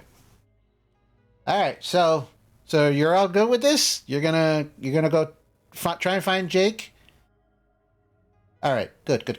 Yeah. Do you need to do anything to prepare? I would like to summon Lucy if it'd be alright. He's a big help in these situations. All right. Yeah. Go for it. It's a ritual. It takes a little while. All right, so do you have the component materials to resummon Lucy? I actually do, but if he has them, I'd rather use his so I don't have to go on a scavenger hunt in the future. All right. So he looks at you. He goes, "Well, do you have the components?" I think so. You think so? You're not sure? I mean, come on. Will I need anything extra to summon him? You just need like 10 gold worth of incense. I have it. I'm just concerned of where I would find more of it in case this happens again. All right, fine. I'll give you some incense. And he kind of reaches into a pouch on his side, and he begins to kind of pull out these small bricks of incense. And the pouch is really small, and he keeps pulling out and pulling out and pulling out, more so than what it looks like the pouch should hold, until there's about 10 gold worth of incense. And he gives it to you. He goes, "All right, make it happen, Captain. Let's go." Leah goes off to a corner, looks over her shoulder at everybody, and then finds a little hidden spot to go do her ritual. Okay. It's a round room. There are no corners. And all of the except for the stairwell you came up from, all of the walls are covered now in this round couch, the couch that is now that everybody can actually sit on. So where you can actually kind of go off to, like, kind of face, with your back to everybody, go over to the furthest part of the couch. She's gonna go behind the couch. All right. So you start pulling the couch away from the wall, and he's just looking at you very, very odd. The fuck is she doing? She's a cat. Cats love to go behind the couch. All right. And then you begin to cast your ritual, which takes you about 10 minutes. As you are casting this ritual, and again, it's very odd because at first you're just looking down and you're like still not 100% sure what you should be doing. And so you just kind of start kind of putting the incense down and, not sure. And then you take out your flint and you just start lighting the incense. And then as you start going through these motions, your hand kind of starts doing these motions on its own. And by the time you're done, the incense are arranged in this kind of circular pattern in front of you. And as the smoke begins to rise off of them and you are making these motions, you see the smoke actually start to coalesce in the middle of this circle into a form. And as it begins to take shape, you can hear behind you. You know, I know what the fuck a summon familiar ritual looks like. I don't know why you gotta hide it. But you continue as you hear this, and at about 10 minutes, you watch as the smoke completely changes color and shape and becomes solid. And standing before you is Lucy. Where have you been? I don't know, Master. I was sent away, I think. Well, I didn't send you away. I'm sorry that happened. And I open up my coat so that he can climb me. You watch Lucy just change into a mouse and then just kind of climb up, scurry up your coat, and just get into your inside pocket. Leah returns the couch to its original position like nothing happened and sits down. Wow, what a bunch of weirdos. All right, so anybody else got anything else weird they want to do before I take you all to the excavation? Nope. Thank you for this opportunity. You're welcome. All right. So, all right, everybody gather around. Hold hands. And, anybody ever teleport before? No. All right. Well, for those who have not teleported before, it's going to be an interesting, 6 seconds. You're going to It's a lot of fun. You're going to feel at first like you want to puke, and then you're going to feel like you're going to burp, and sometimes you feel like you're going to shit. But none of it happens. Accurate. But you get used to it after a while. All right, so everybody hold hands.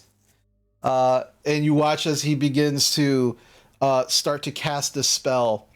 And as he does, as he finishes the spell, he kind of latches on to Jarina onto your arm and Rowan onto your arm. And he goes, "Here we go." And you all feel the sensation where you feel like you're being pulled into a very small space and then immediately are ejected and pushed out into a larger space. And you feel disoriented. There's a very quick flash of light. And as you open your eyes very quickly, you are standing in what looks like a field. There's some bushes, there's some trees, and then you turn and you can see in the distance the city walls of Zadash, maybe half a mile away. And you're like, all right, we're here.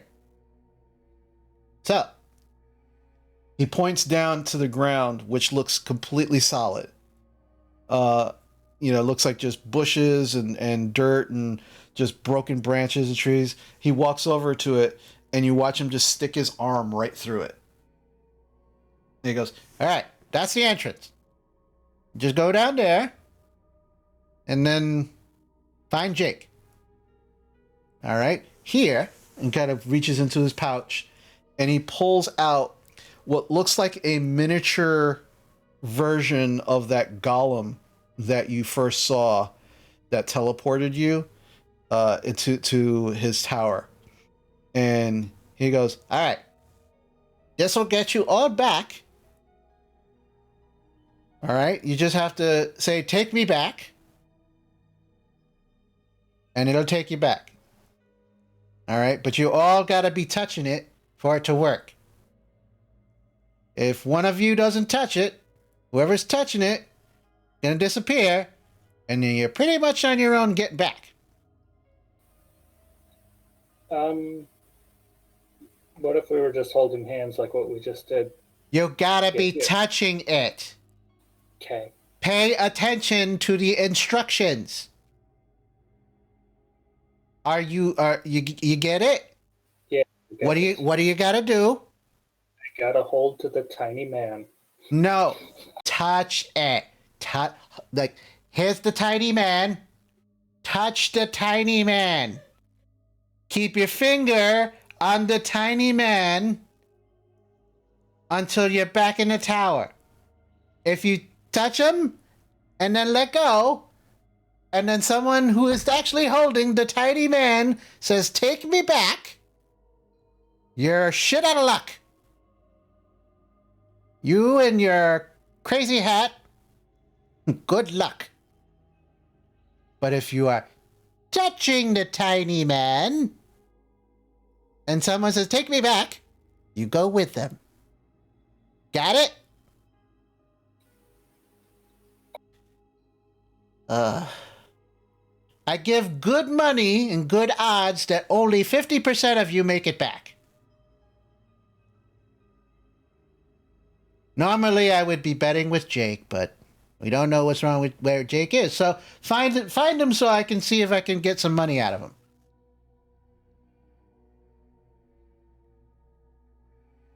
See you later. Oh, okay, good. Bye. Good luck.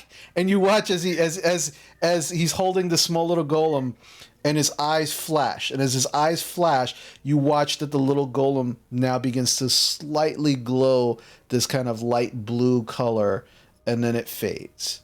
All right, who's taking it? Give it to Leah. Yeah, he hands it to Leah. He goes, "All right, don't say those words I just said until you're ready." Got it. All right. Because, man, if you do that, I'll get a good laugh. All right, good luck. He kind of turns around. He walks maybe like 10 feet away from you. You watch him start casting his spell again, and then disappears.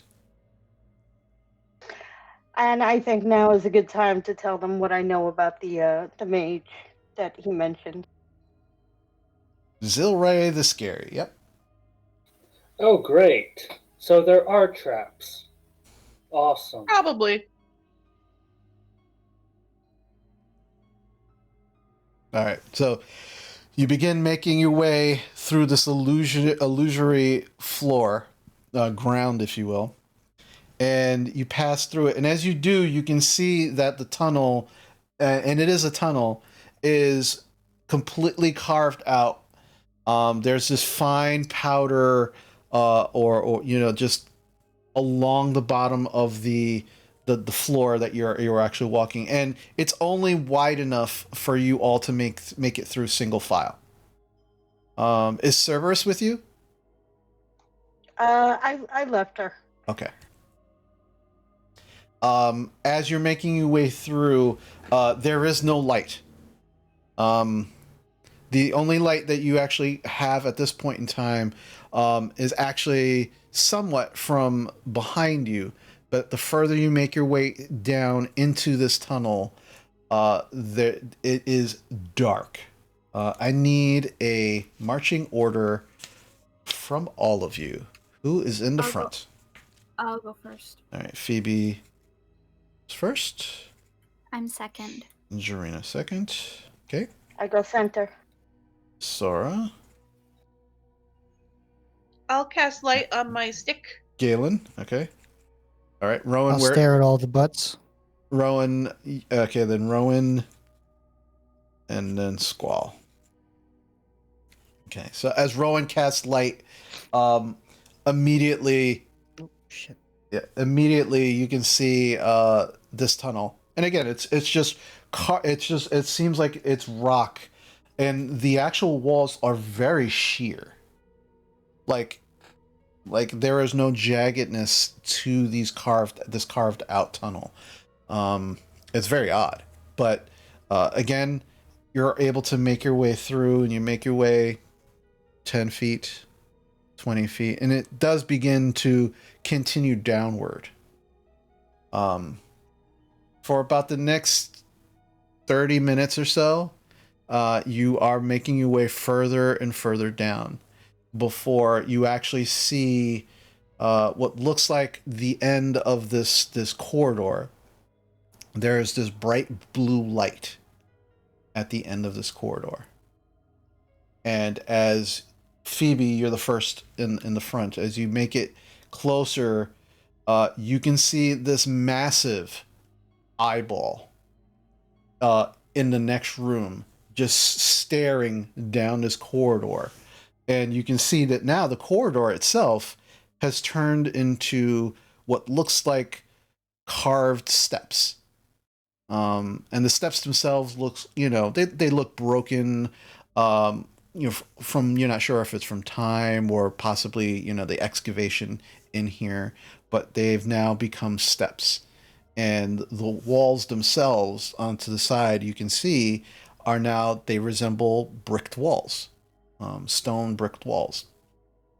And as you make your way there, it's the large blue eyes just staring right at you, just emanating this blue light in this corridor, which actually lights up the entire area that you can see. And as you stick your head out of this entryway, you can see to the left and right of you that this room opens up very, very wide. And you can see what looks like broken cobblestones along the floor. And that's all you see at the moment while you're standing in this doorway. How big is this room? This room seems to be, I'll tell you in a moment.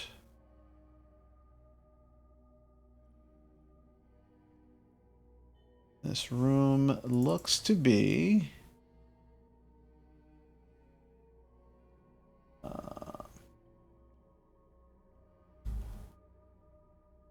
well, Phoebe is actually the only one who can actually see this room so far. So you wouldn't actually know yet, Galen, until you all made your way inside.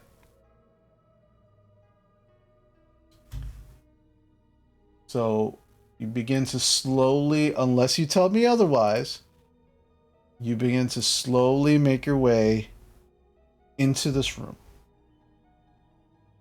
And as you do, that is where we're going to take our break. Cool. All right. So, yeah.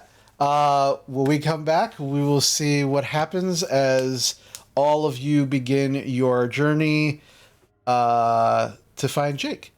And you enter what you believe might be the laboratory of Zilray the Scary. Or, maybe, was it John the Boring? You don't know. So we'll find out when we come back. And we'll see you all in a few moments.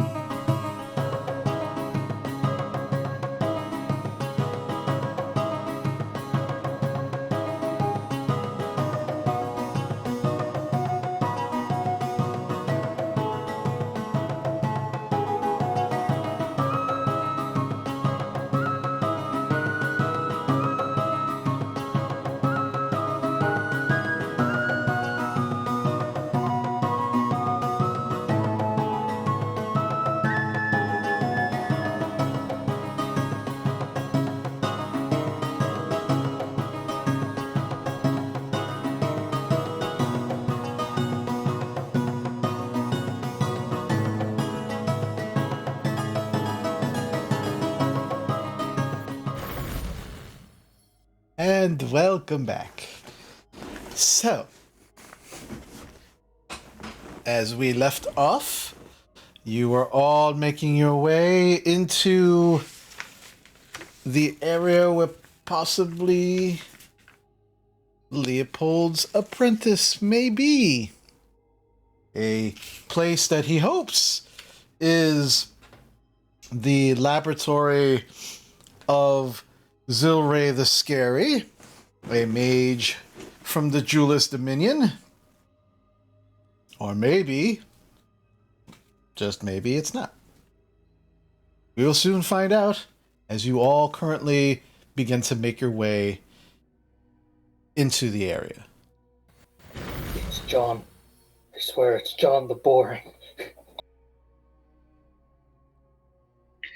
I mild shape into a mastiff and start sniffing around to get human scent.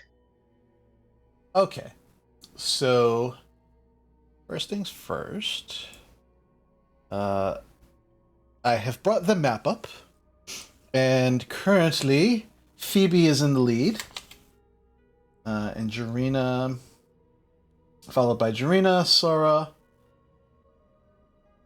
Leah, Galen, Rowan, and Squall. So nobody is in the room yet, except for partially Phoebe. So, what would you all like to do? I want to go into the room a little bit more. Yeah. All right. So as you all enter the room, and you can again you have the map, so you can all place yourselves where you'd like to be. You begin to see this room open up very, very widely. And you see this massive eye just glowing. Rowan, I'm just moving you out of the way because you are now dog.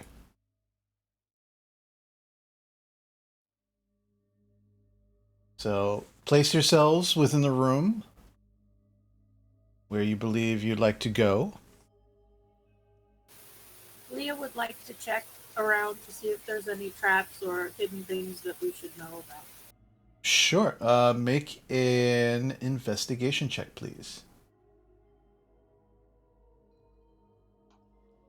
Where you going, Galen? Hey, I'm guess looking. what? I rolled another nat 1. Yeah, it seems fine. No issues. No traps. Nothing untoward.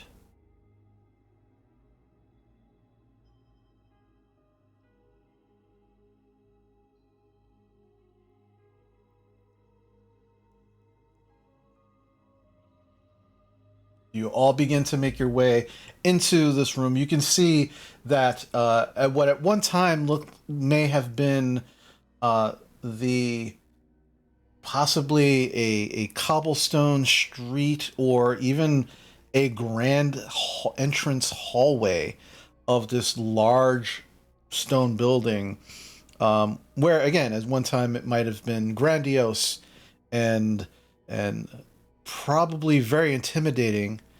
It is currently broken tile, broken cobblestones. Time has definitely taken a toll, as well as it being underground. But because of being under the ground, it seems that has somewhat preserved this area. You do see the occasional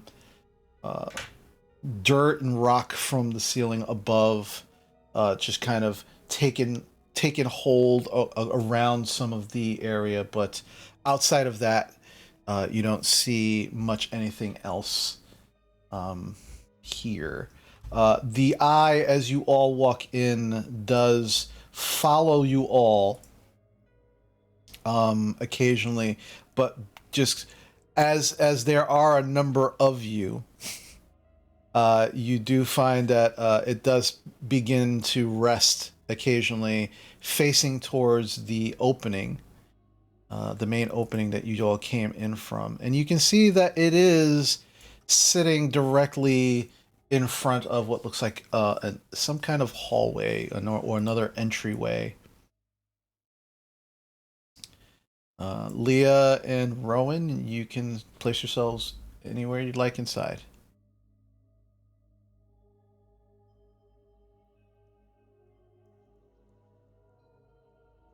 Nope, you are a doggy, so you don't get to use that one.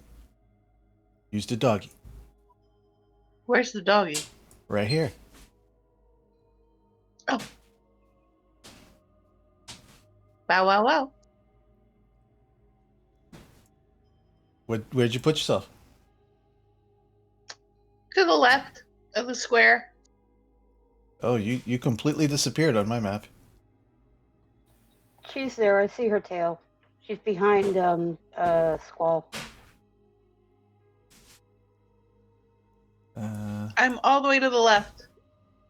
All the way to the left. I don't see you either. Huh. Me neither.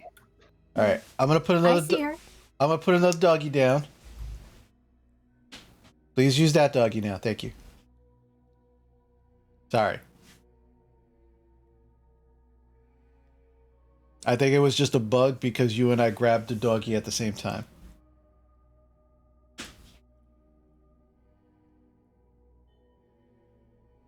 There you go. Is that good? Yep, that's good. It's that little blue thing? Yeah. Now you gotta put Leah back where she was.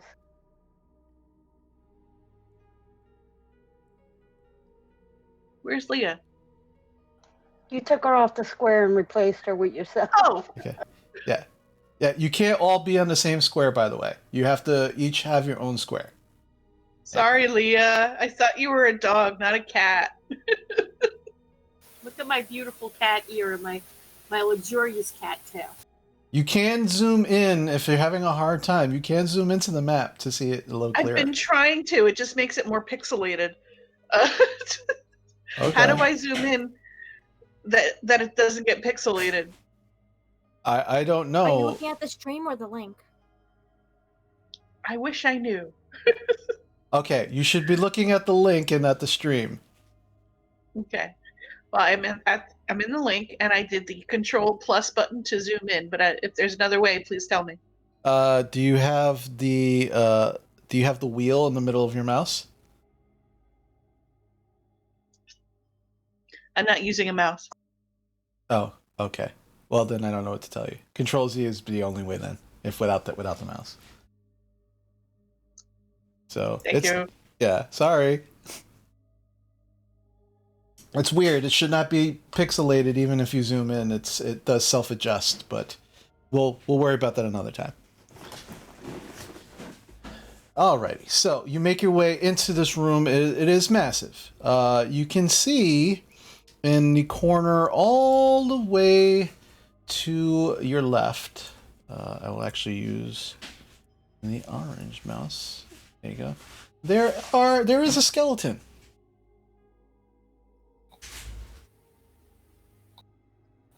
Wait, hold on. Is this like a cage? What the hell is this? No, that is just part of. That is not a cage.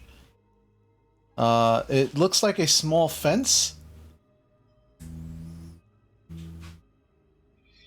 As a dog, I go over to sniff where the skeleton is. Okay. Make a perception check for me, please.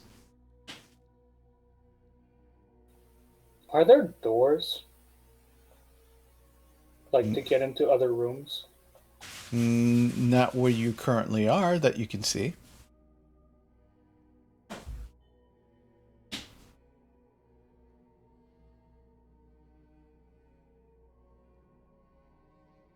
What did you get, Rowan?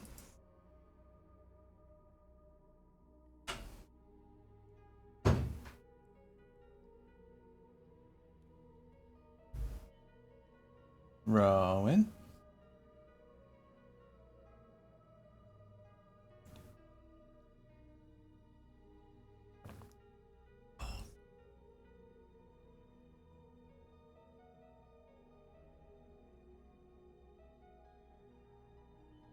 I got a 12. Okay. The sense you sense mostly what smells like decay,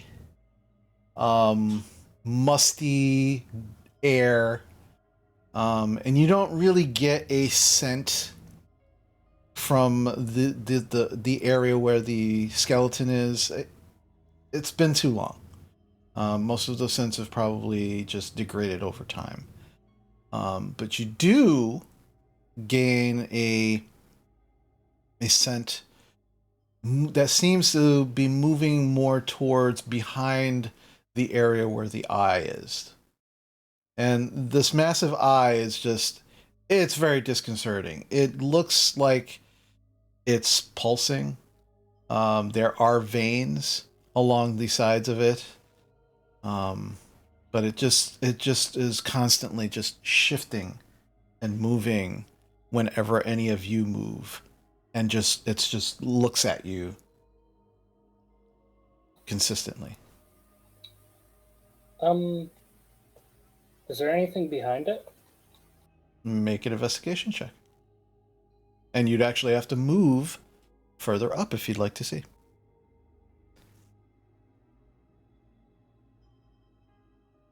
All right. So make an investigation check, please.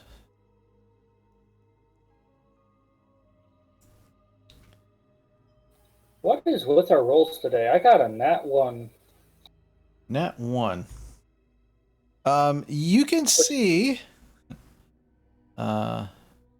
actually nothing. Some dirt falls from the ceiling, and as you're looking around, it literally just falls right in your eye, and you're just like, fuck! And you see nothing.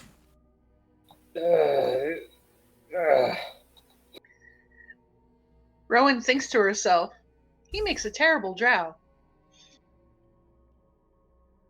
Wow. No shit. I'm just thinking it to her myself. I didn't bark it out loud at him. All right.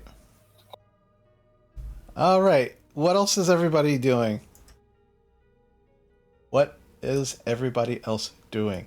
Words. I want to follow that fascinating scent past the eyeball. All right. So I need you to make an investigation check as well. As you also need to make yourself closer to see what's going on, because you're around a corner. Can I also see what's beyond the eye? Sure. What did you get, Ron?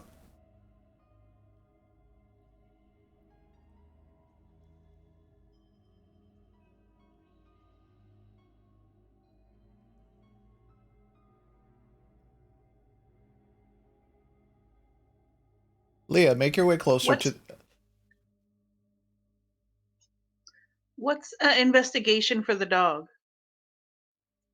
It's whatever your intelligence modifier is. Okay. So 20. Well, actually, no. You are a druid. You keep your... When you wild shape, you keep your stats. It's not like polymorph. Okay. All right.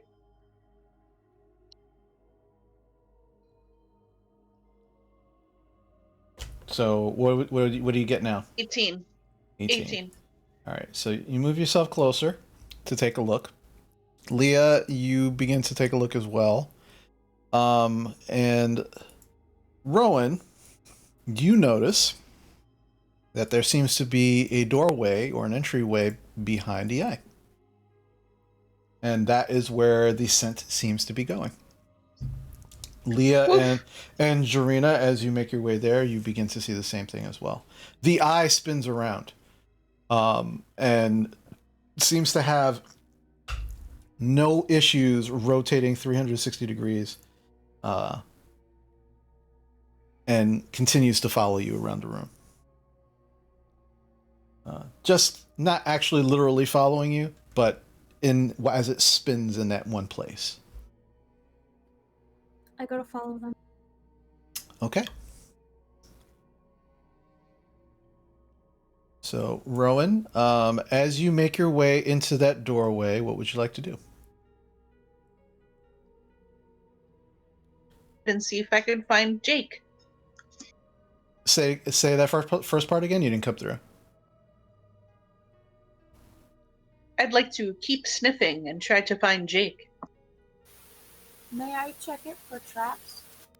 Sure.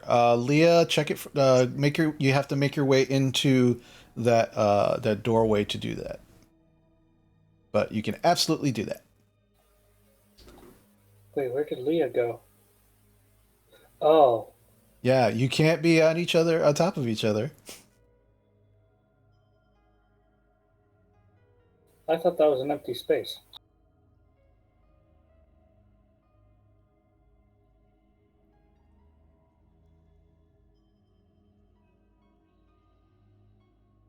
So what'd you get, Leah?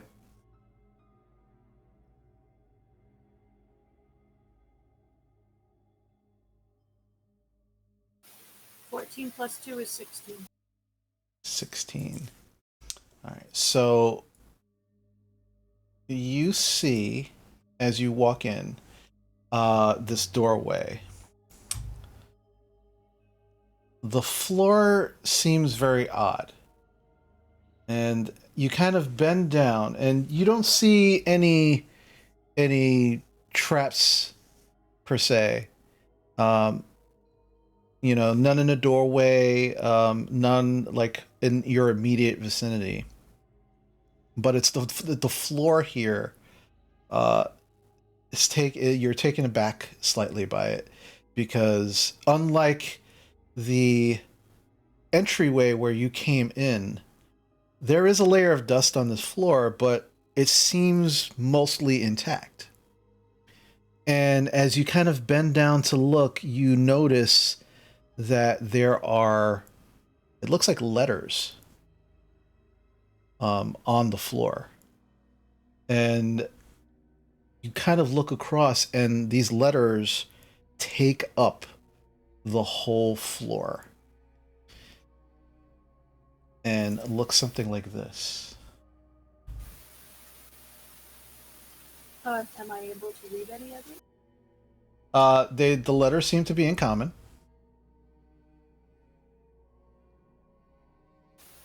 I see the word evocation Well, and necromancy. Yeah, you can see.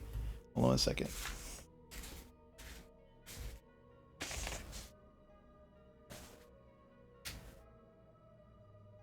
Yeah, you can see the words, and hold on 1 second. Make it so everybody can see this. You also do see that there seems to be two entrances on the left and right side, a little further up, maybe about 10 feet in. But you also see that there is another opening just north, like right around here. But unfortunately, you can't see. It's far enough that there's no light in that area, and it's kind of difficult. But you can see an entrance and opening there as well. Okay. I let everybody know what I found.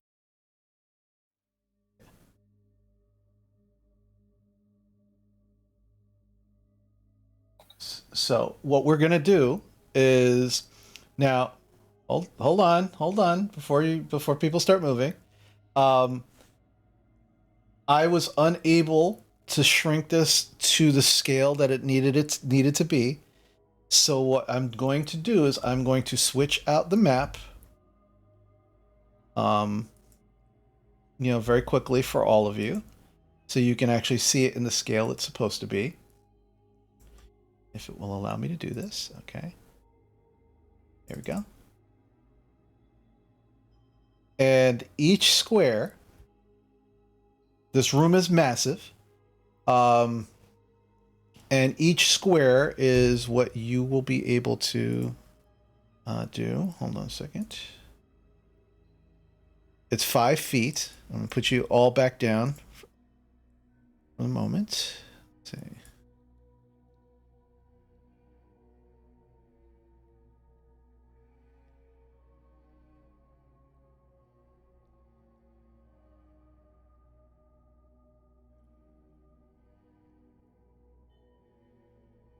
Okay. All right. And the entrance for all of you to this begins right here at this letter N. I'll make a mark. That'll be easier for you to remember.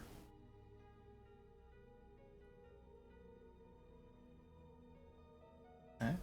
And then the to the sides, entrance here, entrance here, and just north of that, the entrance that you saw is here. There you go. All right, so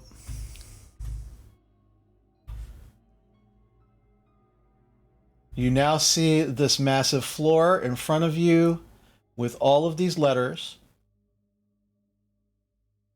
What would you all like to do?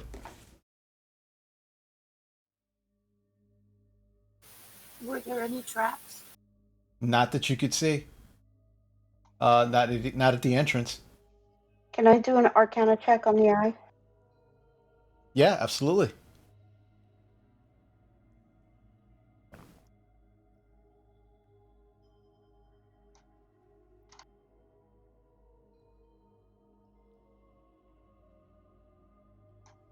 That's a 22. 22. What are you trying to ascertain? What type of magic? Was it necromancy? Who? You Kind won't. of like who would be able to do something like that from my known history?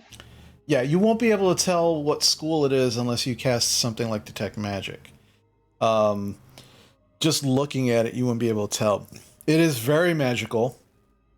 You, in your studies, you don't recall anything like this. Like you're unsure what it's doing, but there is a beam of light. It emanates blue light, and it's pulsing blue light. But when it stares at you, there is a beam of blue light that always shines on you when it does. But outside of that, like, you have no idea what this is. Would identify work on it? You can certainly try.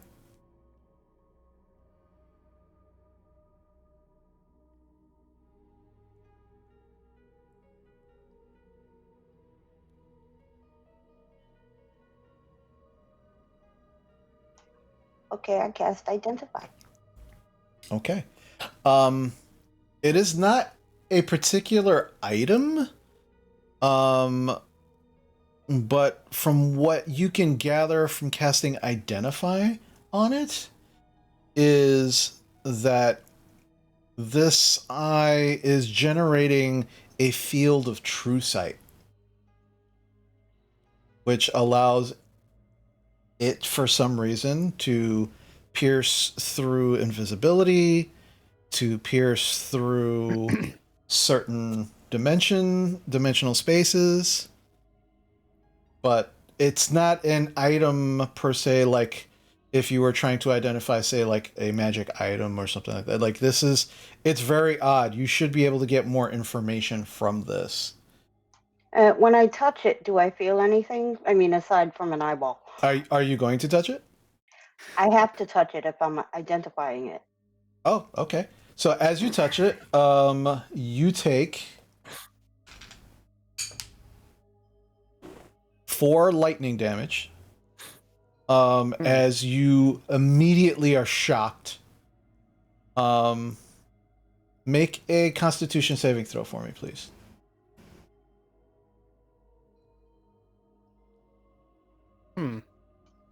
I got a 10.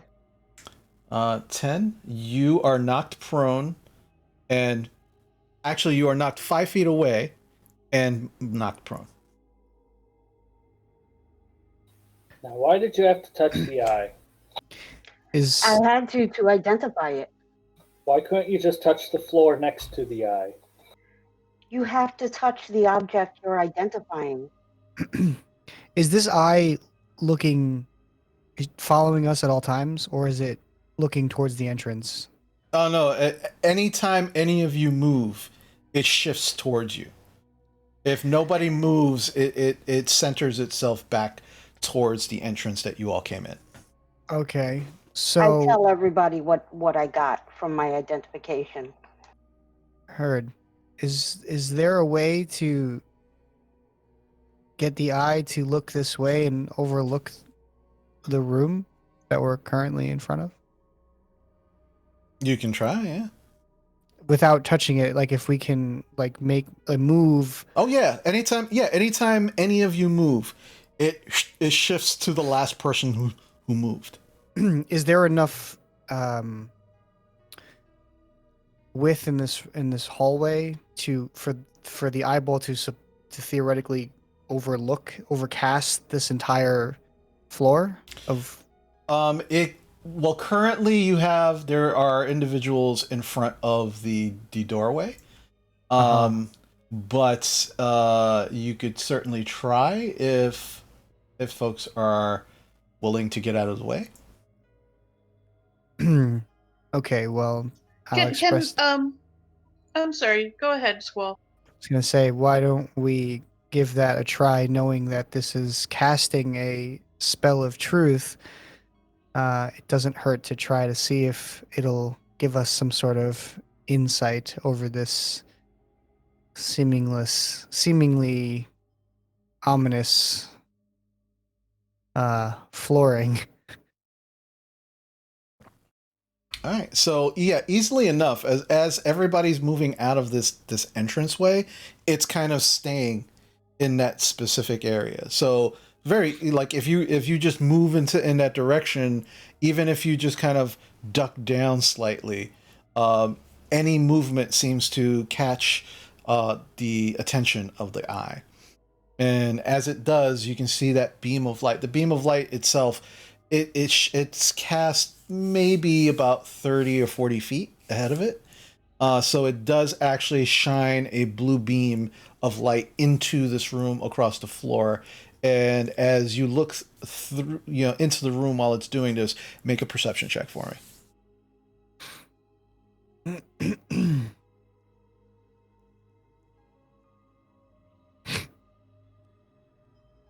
That ain't it, boss. What was it? That one. Yeah. Ah, you guys with the that once tonight, boy. Jeez. Yeah, you can see as you look through, because you're kind of down on the ground and you're letting the beam of light just kind of pass over you, and as you look down through, you see a lot of dirt, a lot of dust, and that's about it. And as you kind of move closer to try and see, that dust just kind of gets in your nose and your eyes, and you just start sneezing, and you don't see a damn thing.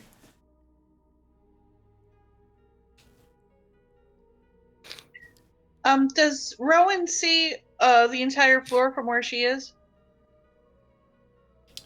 You can only see in the room if you are in the doorway. There's only enough room for one person at a time in the doorway. So if there's someone and she smells the human scent walked into this room. That's what you had smelled. Yes. Okay. So currently, Squall is. So she can see the. Well, currently Squall is like right there. Yeah, but he's having a sneezing fit. Yep, he sure is. But you can't. Again, you all can't fit in that space. There's only enough space for one creature at a time. I'll sneeze my way out of the way. Does anyone have a staff? I would like to try something. Woof! I have an extra staff. May I borrow it? I take out my other quarterstaff and hand it to her. Thank you. I go towards the entrance. I don't step inside. Okay. What I do is I take the staff and I jab at the letter N. Okay. Does anything happen? You jab at the letter N on the ground. Nothing happens. Excuse me. Okay, I reach over to the M next to it and I jab at that. Does anything happen? The M as in Mary? Yes. Okay, hold on a second. Oh wait, hold on. I'm sorry. You jab the N first, right? Yes. Okay, I need you to make a DC. I need you to make a.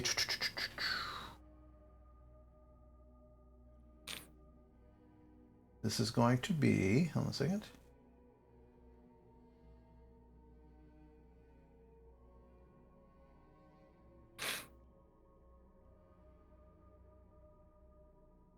I need you to make a Constitution saving throw.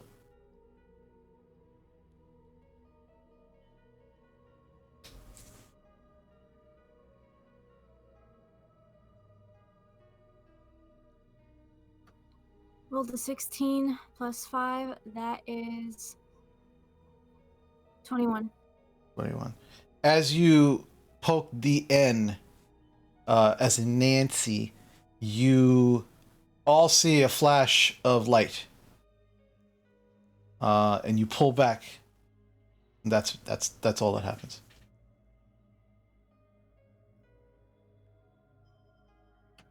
Okay, so I see that. I take the staff and I jab at the M next to it. At the M.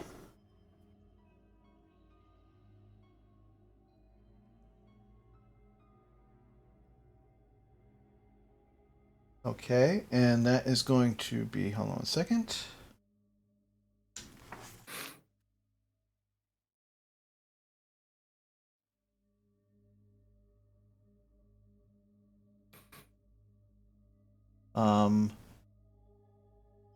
You jab at the M, nothing happens. Woof woof. Can I try something?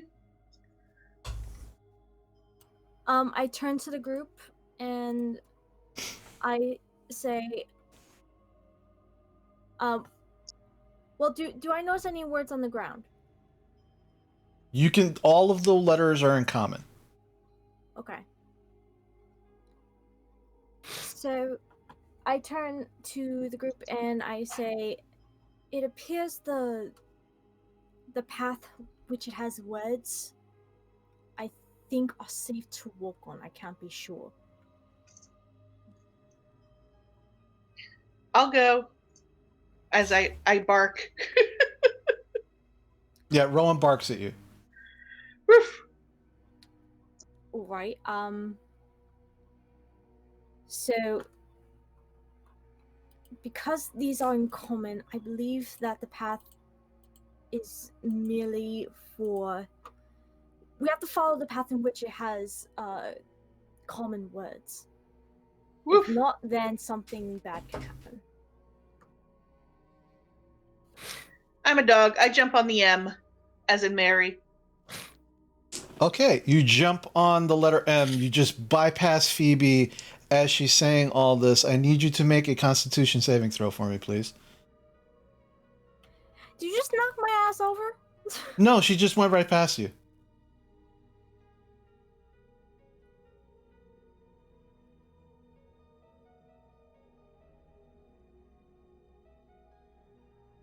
So, what'd you get?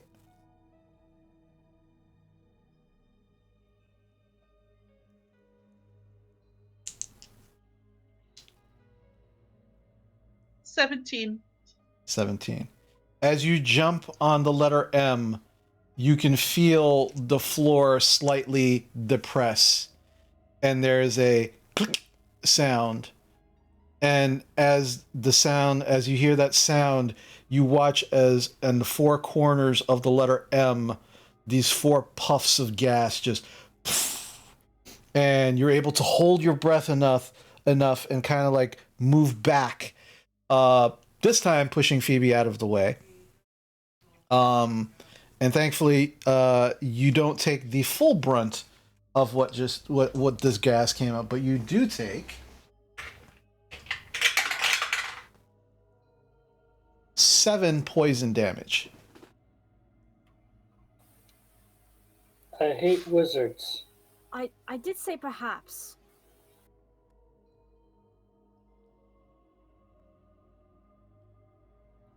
Okay, what's next? Who's next? What's going on? Have you tried the letter I?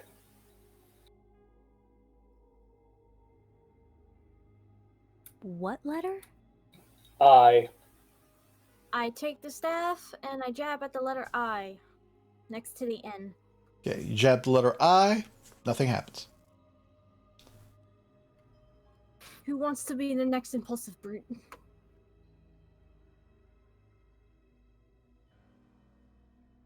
I guess I will, since nobody else. Okay. So, Jarina, put yourself on the letter I, please. I didn't see Maya on the map. Oh, let me put her. I might have. Yeah, here we go. Hold on 1 second. There you go. All right. So you step past Phoebe. You step on the letter I. Nothing happens. Okay, I want to take my staff and reach over and tap the G. Okay, you reach over and tap the G. Nothing happens. I shift back into elf form because my mastiff only has 5 HP. Okay, so you right back into Rowan. I follow suit to the letter I. Okay. Make sure you take those extra 2 points of damage, poison damage, because they go right back into your normal form. All right. Who's next? Come on. I'll go next. All right. Who's doing what? Just I don't want to roll initiative for this, but I will if I have to.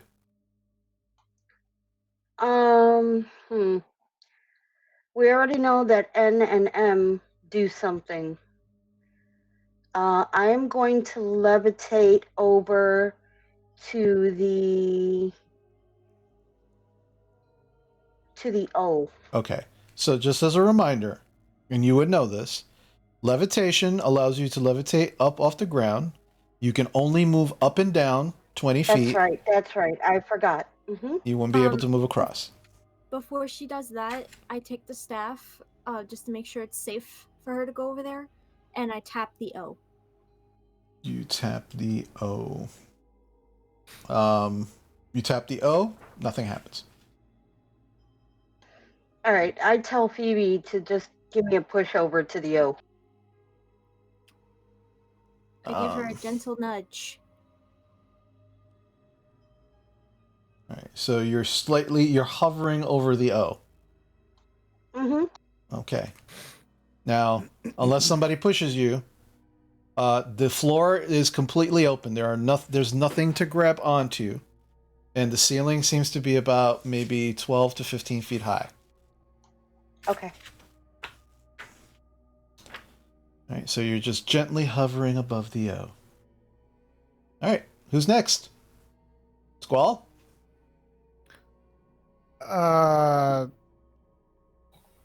You got the Squall, you can float, and I give him my quarterstaff. Just use it to pull yourself.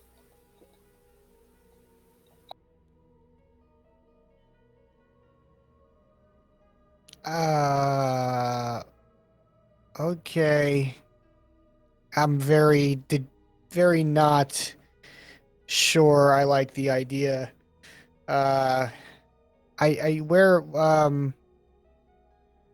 What letter should I go to? Are we just guessing here? Is that the plan? Well, that is why we are using the quarterstaffs. It's so we can test the tiles before we step on them willy-nilly. I neglected to mention I have my own quarterstaff, so. No, that's right. You are holding staff. That's right. Is your sword long enough? Yeah, my sword's long enough if I'm 5 feet off the ground, but levitation's only gonna last 10 minutes. So I mean, I guess okay, so I'll activate my levitation and I'll float over and I'm gonna poke the I don't know, the bee with my sword and see if anything happens. B.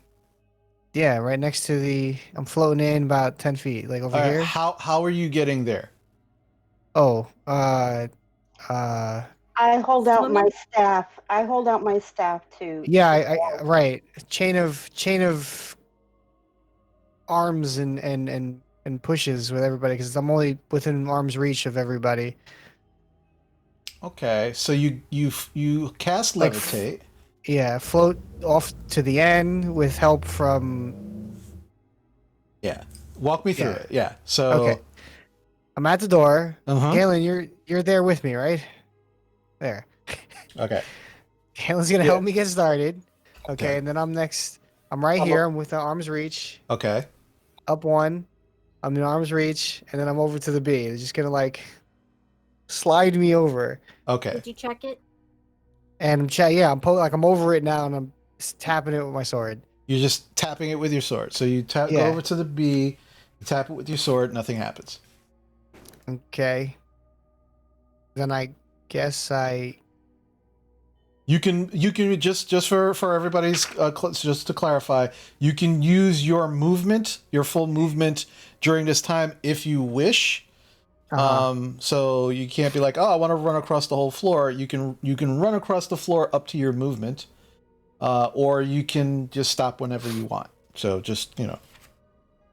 just FYI. Right. We just don't want to die too quickly. Just gonna stop. So I'm just gonna stop. Okay. Before we move any further, which direction do you guys want to head for, so that this way we're not like all over the floor? Well, then I would suggest because well, you both haven't fully stepped on the tiles, so we don't know if they're pressure sensitive. So I'm going to be A trick to it. I'm sorry, go on, Phoebe. No, go ahead. What'd you say?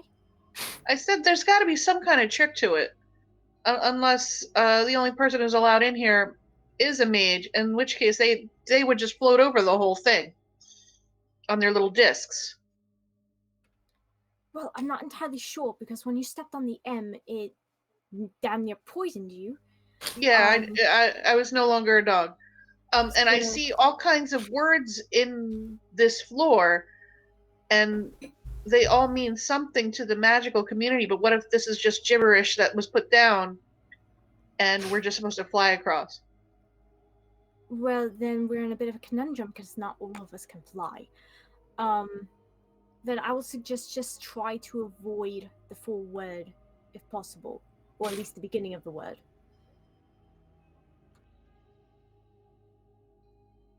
You think we should be stepping on things that do not make words? Precisely. We're stepping on the word necromancy. Yeah, you're on necromancy. There's magic is backwards where the M was where I stepped on. But that was the start of the word, correct? Magic. Yeah, but transmutation is the end we all came in on. It's the end of the word transmutation. Abjuration. I mean, they're magic, magi. It's everywhere. I would suggest that we pick someplace quickly because our levitation does not last forever. So left, right, straight ahead. Sora, you have 5 minutes left on your levitation. Squall, you have 6. I press my staff to the letter I. In front of you? Mm-hmm. And you're trying to move yourself across? No, I'm checking it. All right, so you're just hitting it with your staff. Yeah. Okay, nothing happens. All right, I move myself there. Okay. As you move yourself there, you press down on the letter I to kind of give yourself some movement, and as you do, you can feel the tile depress, and there is a click. And I need you to make a Constitution saving throw.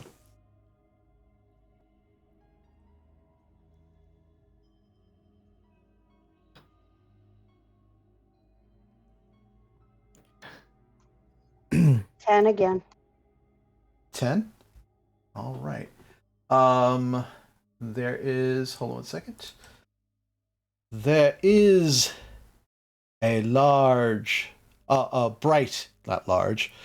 There is a bright flash of light, and where Sora once was, you now see a giant frog.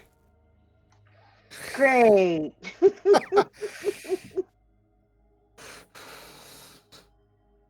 Sora. I think we need to come back in and regroup. Sora. All right.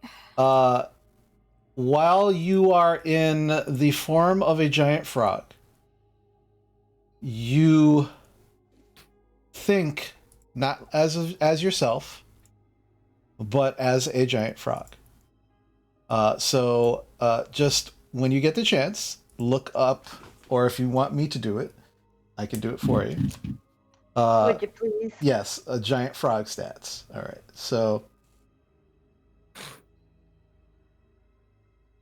currently, as a giant frog, you have an intelligence of 2. You are still you,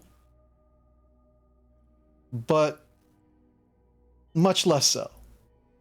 So do with that what you will. I'm just gonna kind of sit in fear until I'm not a frog anymore. All right, so hold on a second, because this will be much better if we have this here. It's because she's in the word transmutation. She transmuted it to a frog. I hit the M in the word magic, and I get hit with, I guess, magic poison. I don't know. All right, so what are the rest of you Now doing? you're learning the puzzle. No, no, you heard Ribbit.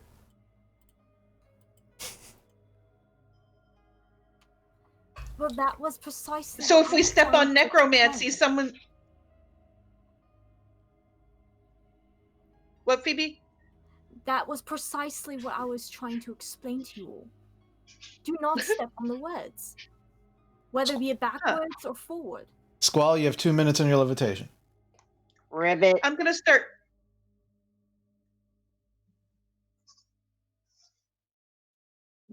I'm gonna start calling for Jake.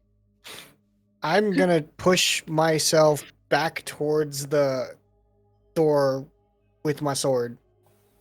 I reach my hand out for Squall once he arrives towards All right, me. so what letter are you crossing?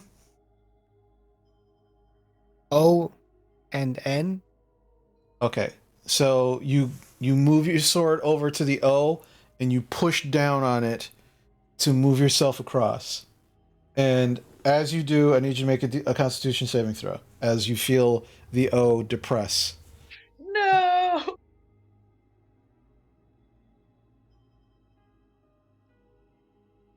16. 16. There is a flash of light, but thankfully your Constitution is able to shrug off whatever effect that may have happened. Okay, and then I'm gonna continue on and push off the N. Okay, I need you to make another Constitution saving throw as you press down on the end again as well, and you feel it, go down and click. 14. Grab my hand. 14. There is another flash of light, and where Squall once was floating, you see another giant frog. No. Oh, Lord. Is the frog floating in the air? No, it is now standing on the tile, as is Sora. I hate wizards. If I die here, I am going to curse whatever wizard comes near this place. Is there any way to deactivate the floor?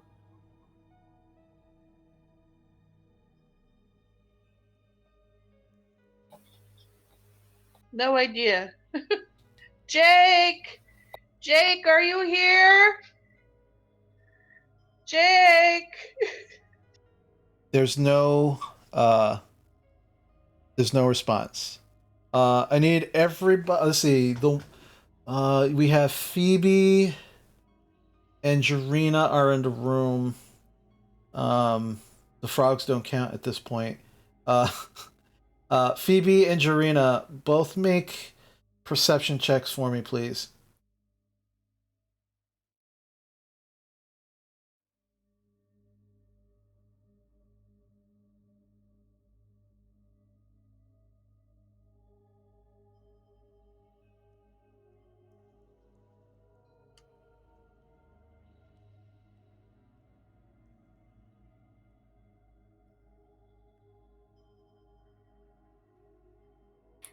I got a 6. A 6. 19. 19. All right. You're looking around as two of your companions have turned into frogs, and you're trying to make sense of all of this. And you watch, and you're kind of looking around, and you can see, both of you can see at the far end of the room, there seems to be some kind of writing on the wall. But Jarena, you can't make it out. Phoebe, however, you can just make it out. And again, this room is lit by torches, very, lightly, the torches are very lightly lit. It's dim lighting in here. But you can see the writing, and the writing says, 8 appear before your eyes, and 8 remain in schooled disguise. Avoid all magic in this room, lest reckless steps ensure your doom.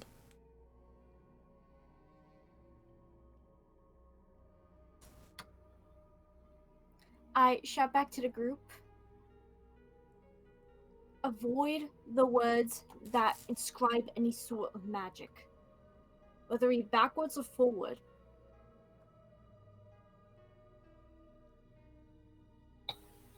Is there any way we could have a copy of that poem? Sure. Hold on one second. But if you need me to, I can read it for you again. Yes. All right. 8 appear before your eyes, and 8 remain in schooled disguise. Avoid all magic in this room, lest reckless steps ensure your doom.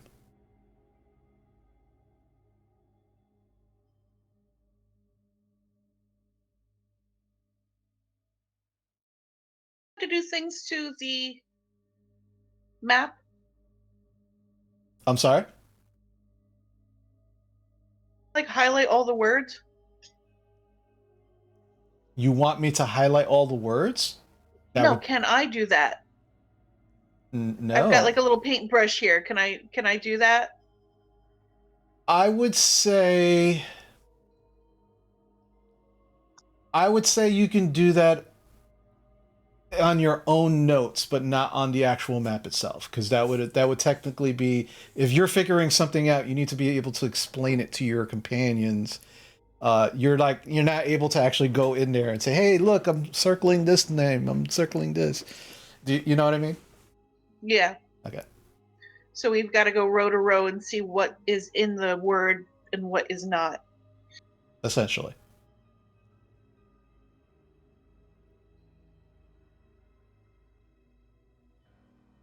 All right. Sora and Squall. You are frogs. Once again, you have an intelligence of you have an intelligence of 2. So, but you are also yourselves. So imagine yourselves and what you would do if you were an animal that is a frog in your current surroundings and you're unsure what's going on around you. And I will leave it at that. All right. Hold on.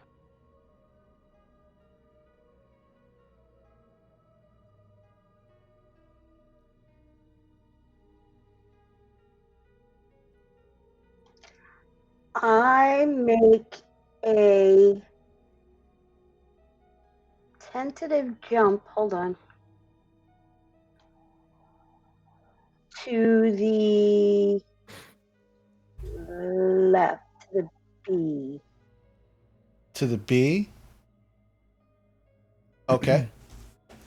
You jump I'm so dead. You jump over to the B and nothing happens. I'm gonna hop to that big blue light back from the doorway that we came from. Okay. But all I see is blue light. Okay. So you just kind of make your way past. It's like hop, Yeah. hop, Yeah, hop. yeah. This giant frog is coming right at you, Galen, Rowan, and Leah. It just hops right past you. I'm gonna hop onto the eyeball because Okay. I like that blue light. Okay. You take 4 lightning damage as you are shocked by this eyeball. Just so you know, so you can just keep track, you have 18 hit points as a giant frog. Okay. And you just lost 4 of them. So. Okay. Okay. All right. Yeah, you just saw what was Squall but is now Squall Frog. Just hop past you, Rowan, Galen, and Leah, and hop onto the eyeball and just get shocked and then just jumps off immediately. All right, I hop to the O next to me. Hold on. Oh, I'm sorry. Jarina and Phoebe, you've been very quiet and very still. What are you doing? Should we perhaps start marking these tiles to lay a path for the rest? Yes, but I think we should maybe try going the other way. Which way? Back out? No, to the other side of the room. Rowan already tried that, and she stepped on the end that started magic.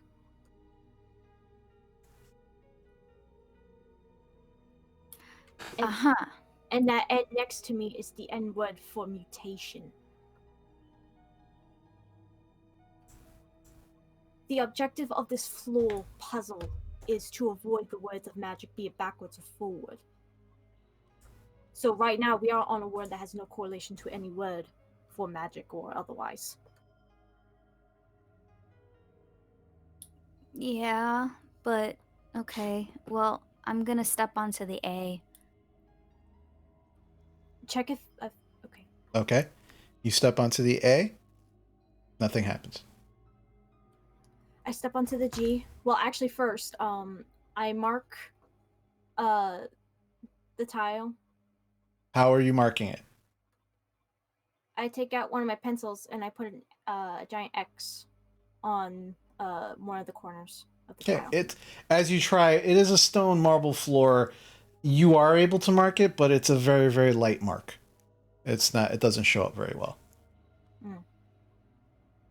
Would I have charcoal for my maps? Do you have charcoal in your inventory? I do not. Then you do not have it. Okay. Once again, if it's not in your inventory, you technically do not have it. Got it.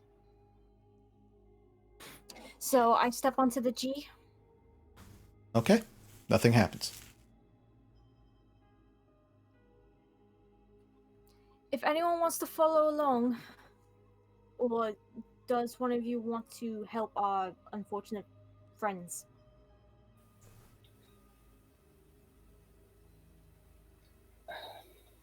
Can't hear you, Rowan. I think I can help our friends until we get through this puzzle. Well, if you can do that, we will, me and Jorina at least will, help map out the puzzle as best as we can. Use something shiny so that we can easily see it, like a copper coin, to mark down a path. So I take out a copper piece and I place it on the eye that I was on. Okay. You put down a copper. And I place one on the G that I'm standing on. Okay. Make sure you're marking that off of your inventory as you do that. Yes.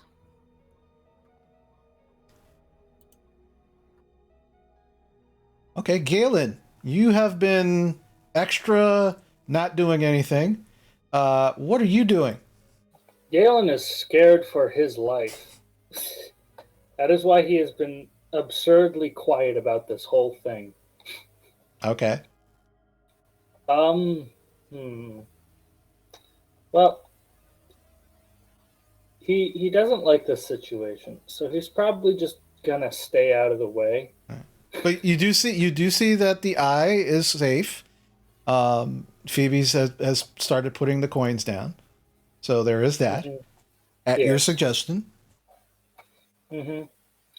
Yeah, I'm gonna wait until there's a little bit more of a path that is formed. Okay.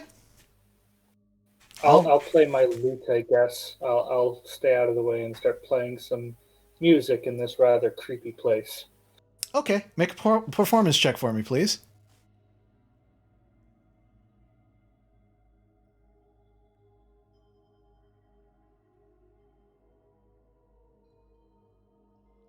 Of course, the one thing. 19.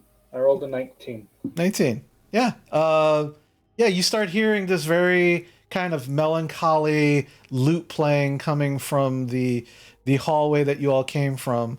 The only ones who actually see where it's coming from is Rowan and Gail and Leah. But yeah, now on top of everything else you're dealing with, Jorina and Phoebe, there's now this melancholy, creepy, strangely beautiful music being played. I'm trying to not make it creepy. I'm trying to make it at least. Well, no, it's creepy to them in the situation. Not that not that you're making it creepy. It's just like, oh, there's a giant eyeball. There is letters that are doing weird shit to us, and now music just came out of nowhere. That's fucking creepy. I shout to the rest of the group. Jorina and I will mark the path with copper pieces.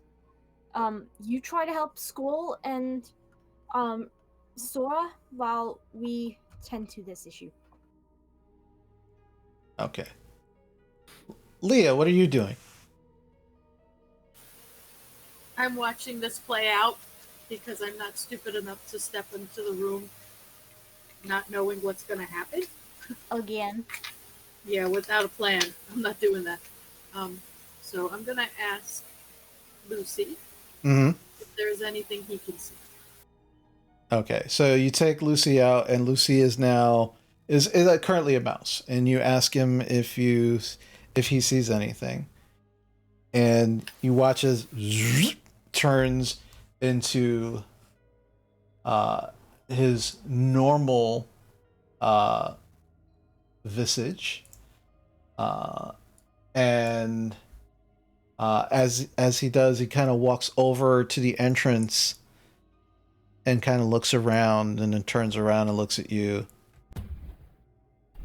Lucy sees letters and a giant frog and copper pieces on the ground. Would Lucy go into the room, or is Lucy scared? Does Master want Lucy to go into the room? Oh no, not at all. I just thought maybe from your vantage you could see something differently. No, Lucy only see what Lucy sees. Lucy, can you fly? Lucy thinks for a moment, which means that the dungeon master is checking something.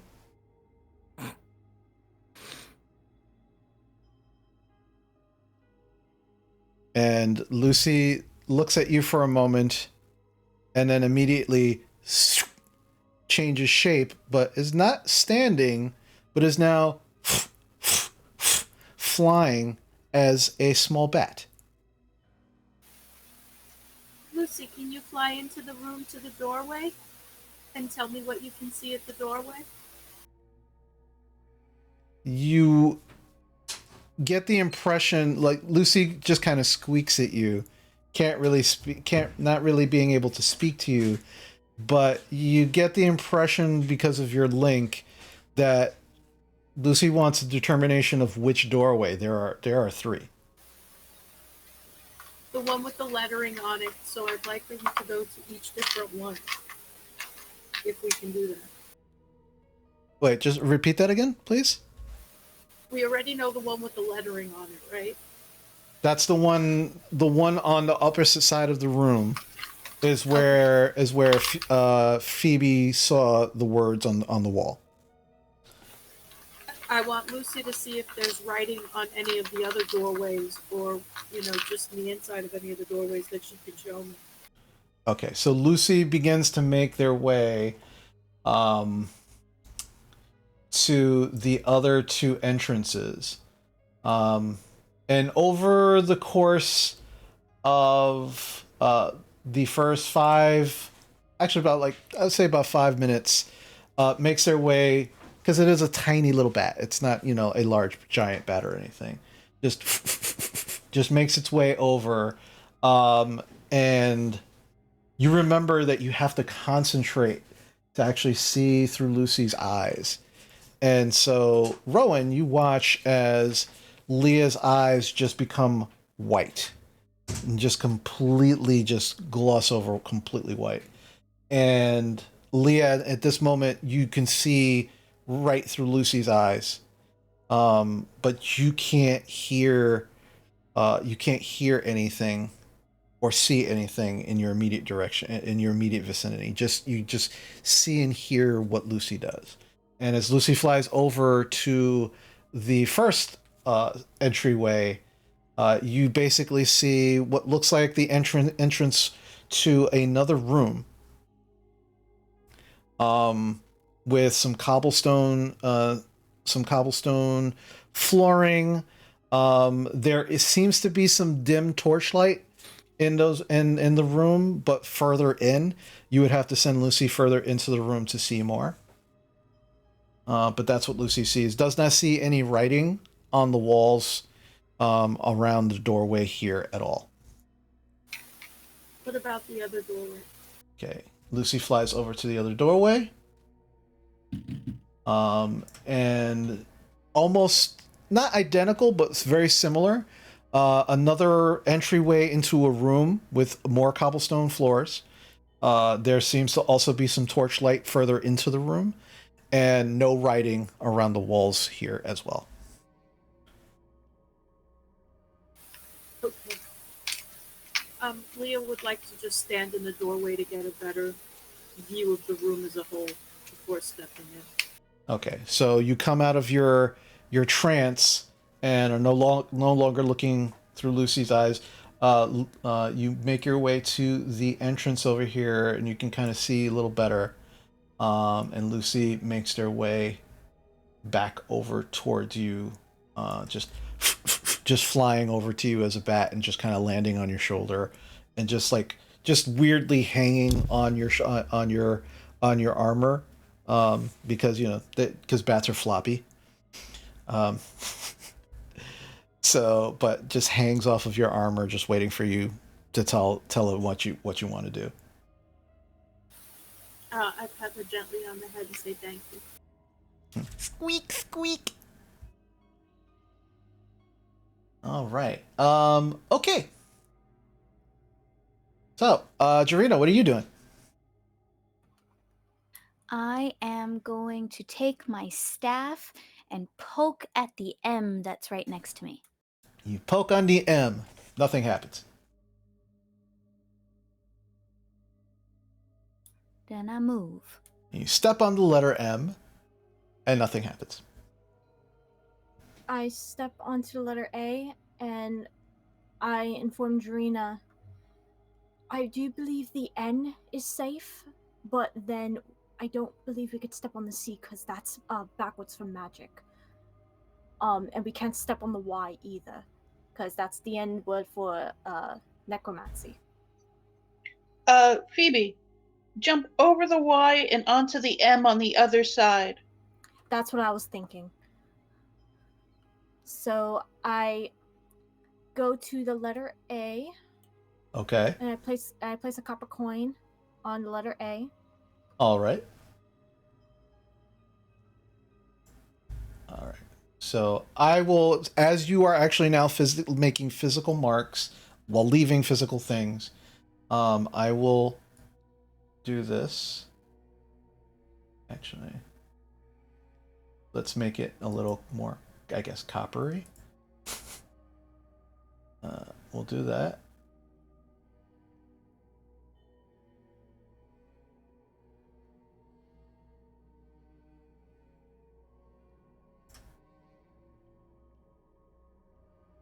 Okay.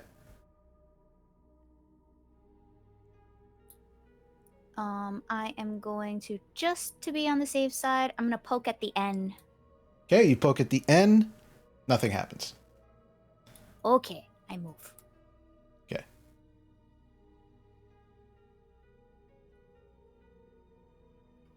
And I move to the M. Okay. Do you place another copper coin on the Y? On the Y. That Jarina's on? I mean, not the Y, I'm sorry, the N? Yes. Okay. All right. What next? I am going to attempt to jump over the Y onto the M. All right. I need you to make me an acrobatics check. Actually, acrobatics or athletics, your choice. I stop myself from jumping for a second, and I want to cast on myself, because I remembered from our last encounter, enhance ability on myself. Okay. What and do you... it is going to be where is it? Bull's strength. Bull's strength. Alrighty. And you said athletics? Athletics or acrobatics, your choice. I'm gonna go with athletics. Alrighty. I got a 23, not nat.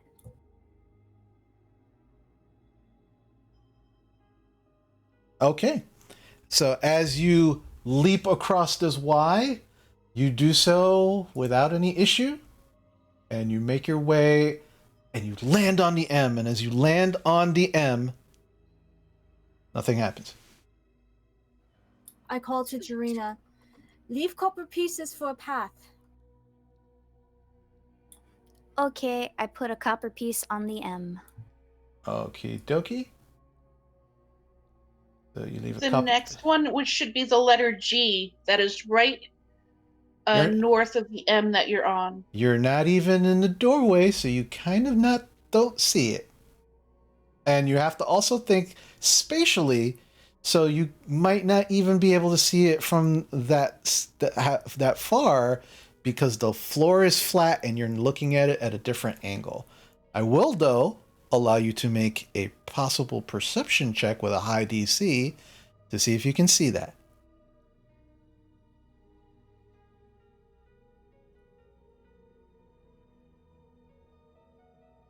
So what would you like to do?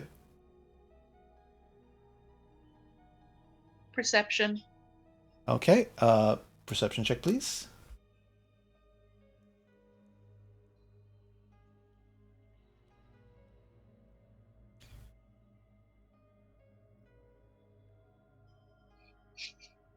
$26. 26. You can just make out a G in front of Jarena. Okay, jump on that G. There's 2 G's.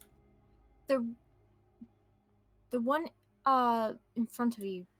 I'm gonna Yes, the poke one the in one front of the you. M, not the one to the side. You don't see the M. You don't see the M. I'm gonna take my staff and I'm gonna poke the G in front of me. Okay, you poke the G in front of you. Nothing happens.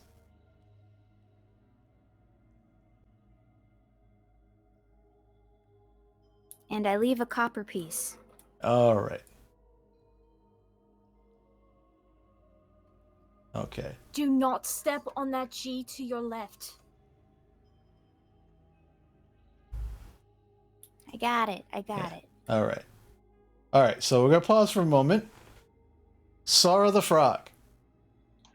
Sora the Frog sees the door that she came in, and she sees Leah there, and decides she's going to attempt to get there. You know, she's focused on that, so she's going to jump to the O. You're going to jump to the O. All right. As you jump to the O, I need you to make a Constitution saving throw. And for your frog, you have a +0 modifier.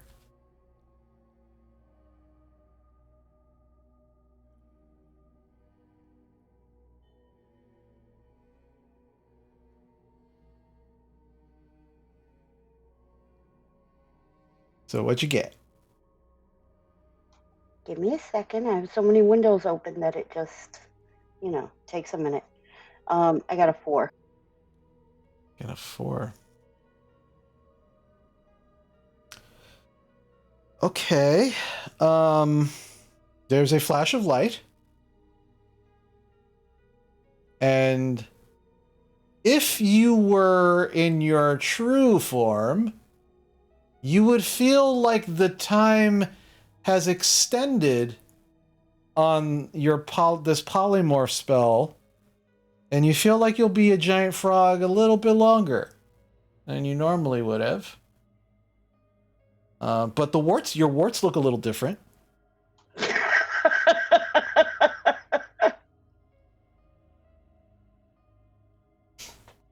Maybe I'll kiss you to turn you back to your normal self. Okay. Squall the Frog. What would you like to do? Ribbit. You're still you, but definitely a frog. You can still do stuff. But you're like at an intelligence of 2. So do with that as you will. How big am I? You're a giant frog. You are you-sized, but a frog. I'm gonna hop over to Galen and just lean against his leg. Or his hip, I guess, if I'm bigger than that. Okay. Yeah. Ribbit. That's it. Oh, great. It likes my music. Yeah. Okay. All right. So at this point, I would say since Rowan is trying to help Jarena and Phoebe, that her and Leah have actually switched places. Currently in this area. because again, you can only fit one person at a time in the doorway. So, Leah, what would you like to do at this moment?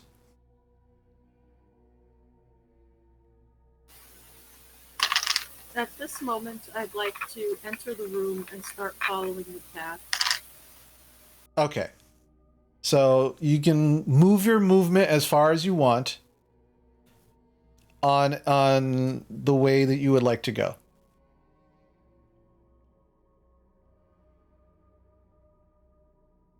So which way are you going? Okay. Perfect. I'm gonna stay there for right now. Perfect. Yeah, okay, that's actually your full movement right there. So that's fine. Okay, and you just follow the coins, the copper coins, without issue. Nothing seems to happen. Rowan, what would you like to do? Helping the girls. Okay. I will say the further away they get, the harder it is for you to actually see the letters, and the more difficult it will be for you to help them from your current position. Just FYI. And I don't see the whole floor from the top step here. You cannot see without some really good perception checks. I would say at this point, anybody standing at that front door can only see 1, 2, 3, 4 ahead, 4 rows ahead of you from where you're standing. What if I cast light on my staff and hold it up? That will help your perception checks and lower the DC, but not show you the letters a little clearer. Because there is still also somewhat a layer of dust over these letters as well. Okay. I guess I can't cast light on the floor. You could try.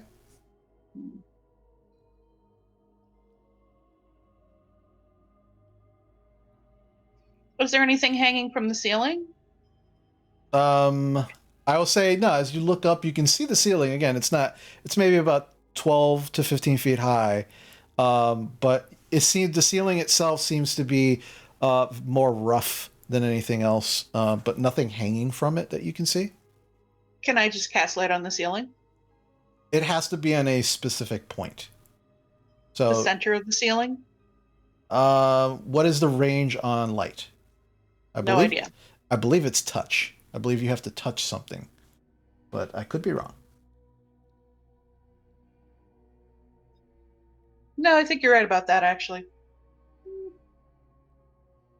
I take a dagger out of my pocket, cast light on it, and then I throw it so that it sticks into the ceiling. Make a strength check for me to see how hard you actually are able to chuck it, because 15 feet up and then getting it to embed into the earth, that's going to be pretty high. Not to say you can't do it, but let's see what you get.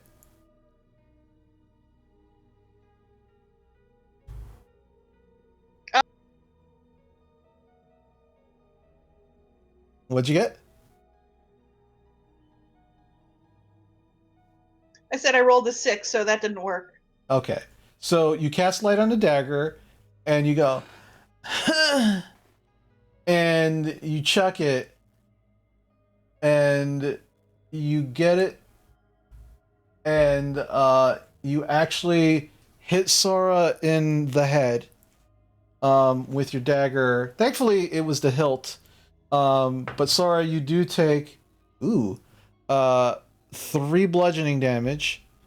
And then it tumbles off. Fucking mess. It tumbles over the back of her back, and lands on the eye right here.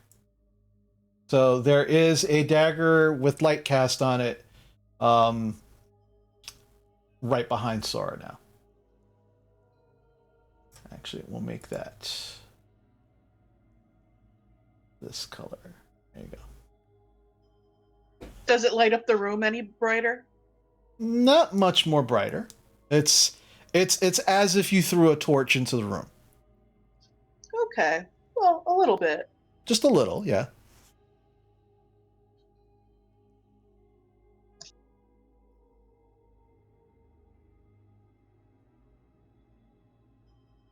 Okay. So, with that, as you are all slowly beginning to make your way across this room, we will call it for the evening. And we will see what happens next week. That was good, guys. So Yes, I so like good. that's interesting. Two of you are frogs. Giant Define frogs. good. This is D&D good, right? This is like classic. Like you guys defeated a river, right? And now you thought the river was your arch nemesis. Now it's letters. So this is classic D&D. I am so loving this shit. Okay, you have I'm no enjoying idea. the puzzles. Yeah, and I know Ribbit. I know that this is from our past games that the puzzles were limited, if not non-existent. So I wanted to see what you guys would do with a puzzle, and man, am I not disappointed. I like puzzles. So do I, but they don't gonna kill you. I Oh. still like This puzzles. is Indiana Jones bullshit. I'm quite enjoying this. That's why I took the Don't get lead me on wrong, it. I am. Don't get me wrong, I am enjoying it. It's just like Yeah, this is interesting, especially since you now have two giant frogs with you. I absolutely, Grant, you are so right. You have chosen poorly. They chose poorly. hang on. Yeah. So guys, great game. As always, you never disappoint. Thank you so much. Everybody who is watching, I hope that you are equally entertained as I and my players here with this amazing puzzle that you guys have been trying to figure out. I can't wait to see how you figure it out next week. Ocelotus, thank you so much. I want to do some shout outs before we close for the evening. Ocelotus, again, thank you so much for the cheers. Ty Dynamite, thank you for gifting a sub to Dinobot King. Dinobot King, please enjoy the sub. That's me. Oh, that's you. Enjoy the sub, you. Hi. But now you get to use the awesome emotes in the chat because of the sub. So that's all thanks to Ty Dynamite. Flesh games. Flesh games. I'm never getting rid of that emote. That thing is awesome. And thank you everybody. Thank you to Never Ending for sponsoring us. Again, once more, can't wait to show you all the artwork that we are creating with the software. They're coming out pretty cool. I can't wait to add them to the stream. Really good stuff. And again, thank you to everyone who's watching, who is following, who is subscribed. You'll see also as we end, just as a reminder, you'll see the way I'm trying to, again, thank everybody for their support by adding them to the actual end of the stream. You will actually be able to see the latest subscribers, latest followers, things like that. And a special thanks to our Patreon patrons as well. Thank you so much, Lady Poopsie, who is Jarena. Thank you, Grant Wilson. Thank you, Southern Twist. Thank you, S. Jane Winchester. And thank you, Raging Chicken Press, for being patrons. Yes, Raging Chicken Press is a good friend of mine. And they are an independent news organization who tries to actually tell the truth about a whole lot of shit that people don't want to hear about. And he's a fellow organizer as well. So just he's been supporting what we've been doing since I was a podcast. Since I was doing the podcast. So definitely if you get your chance, he's most there. Everything he does is out of Pennsylvania, here in Pennsylvania, where we are currently. But they talk about not just local issues, but things that are going on nationally. So if you get a chance, please check them out. But again, thank you to everyone here. If you are up for some Friday Night Magic tomorrow at 8 p.m., join me for Friday Night Magic. We'll have a lot of fun. If you have Magic the Gathering Arena already installed, we can actually get you to have a game with us on the stream. So please join us. That's always a lot of fun, no matter who's there. We always have a lot of fun, especially since we can redeem some voices from the voice modulator. And for those who haven't noticed and haven't donated yet, you can use your channel points, the gold coins, to actually, if you like the Lucy voice that I use for Leah's little familiar Lucy, we only have I think it's about 9 or 10 days before you will be unable to redeem, to actually get some gold coins to redeem that. We want to make that a redeemable voice. Right now, it's not a redeemable voice for some of my other streams. So if you want to hear the Lucy voice on the regular, make sure you donate all your gold coins to that community challenge. We really appreciate that. It's always a lot of fun to do so. All right, so as we close out for the evening, I'm going to ask you all we're going to raid a friend of the stream and a friend of what we do. Let's see who is available to raid. Let's see. Okay. All right, we are going to raid I Am Lex, who is currently playing Phasmophobia. So if you're a Phasmophobia fan or a horror game fan, please show Lex all the love that you showed me and the support. Throw her a follow. She's an amazing person, amazing streamer. She's a lot of fun. So please, let's show her some love. And as we finish out, please remember, be good to yourself. Be good to others. Take care of others, and don't forget to take care of yourself. Until next time, we'll see you then. Take care.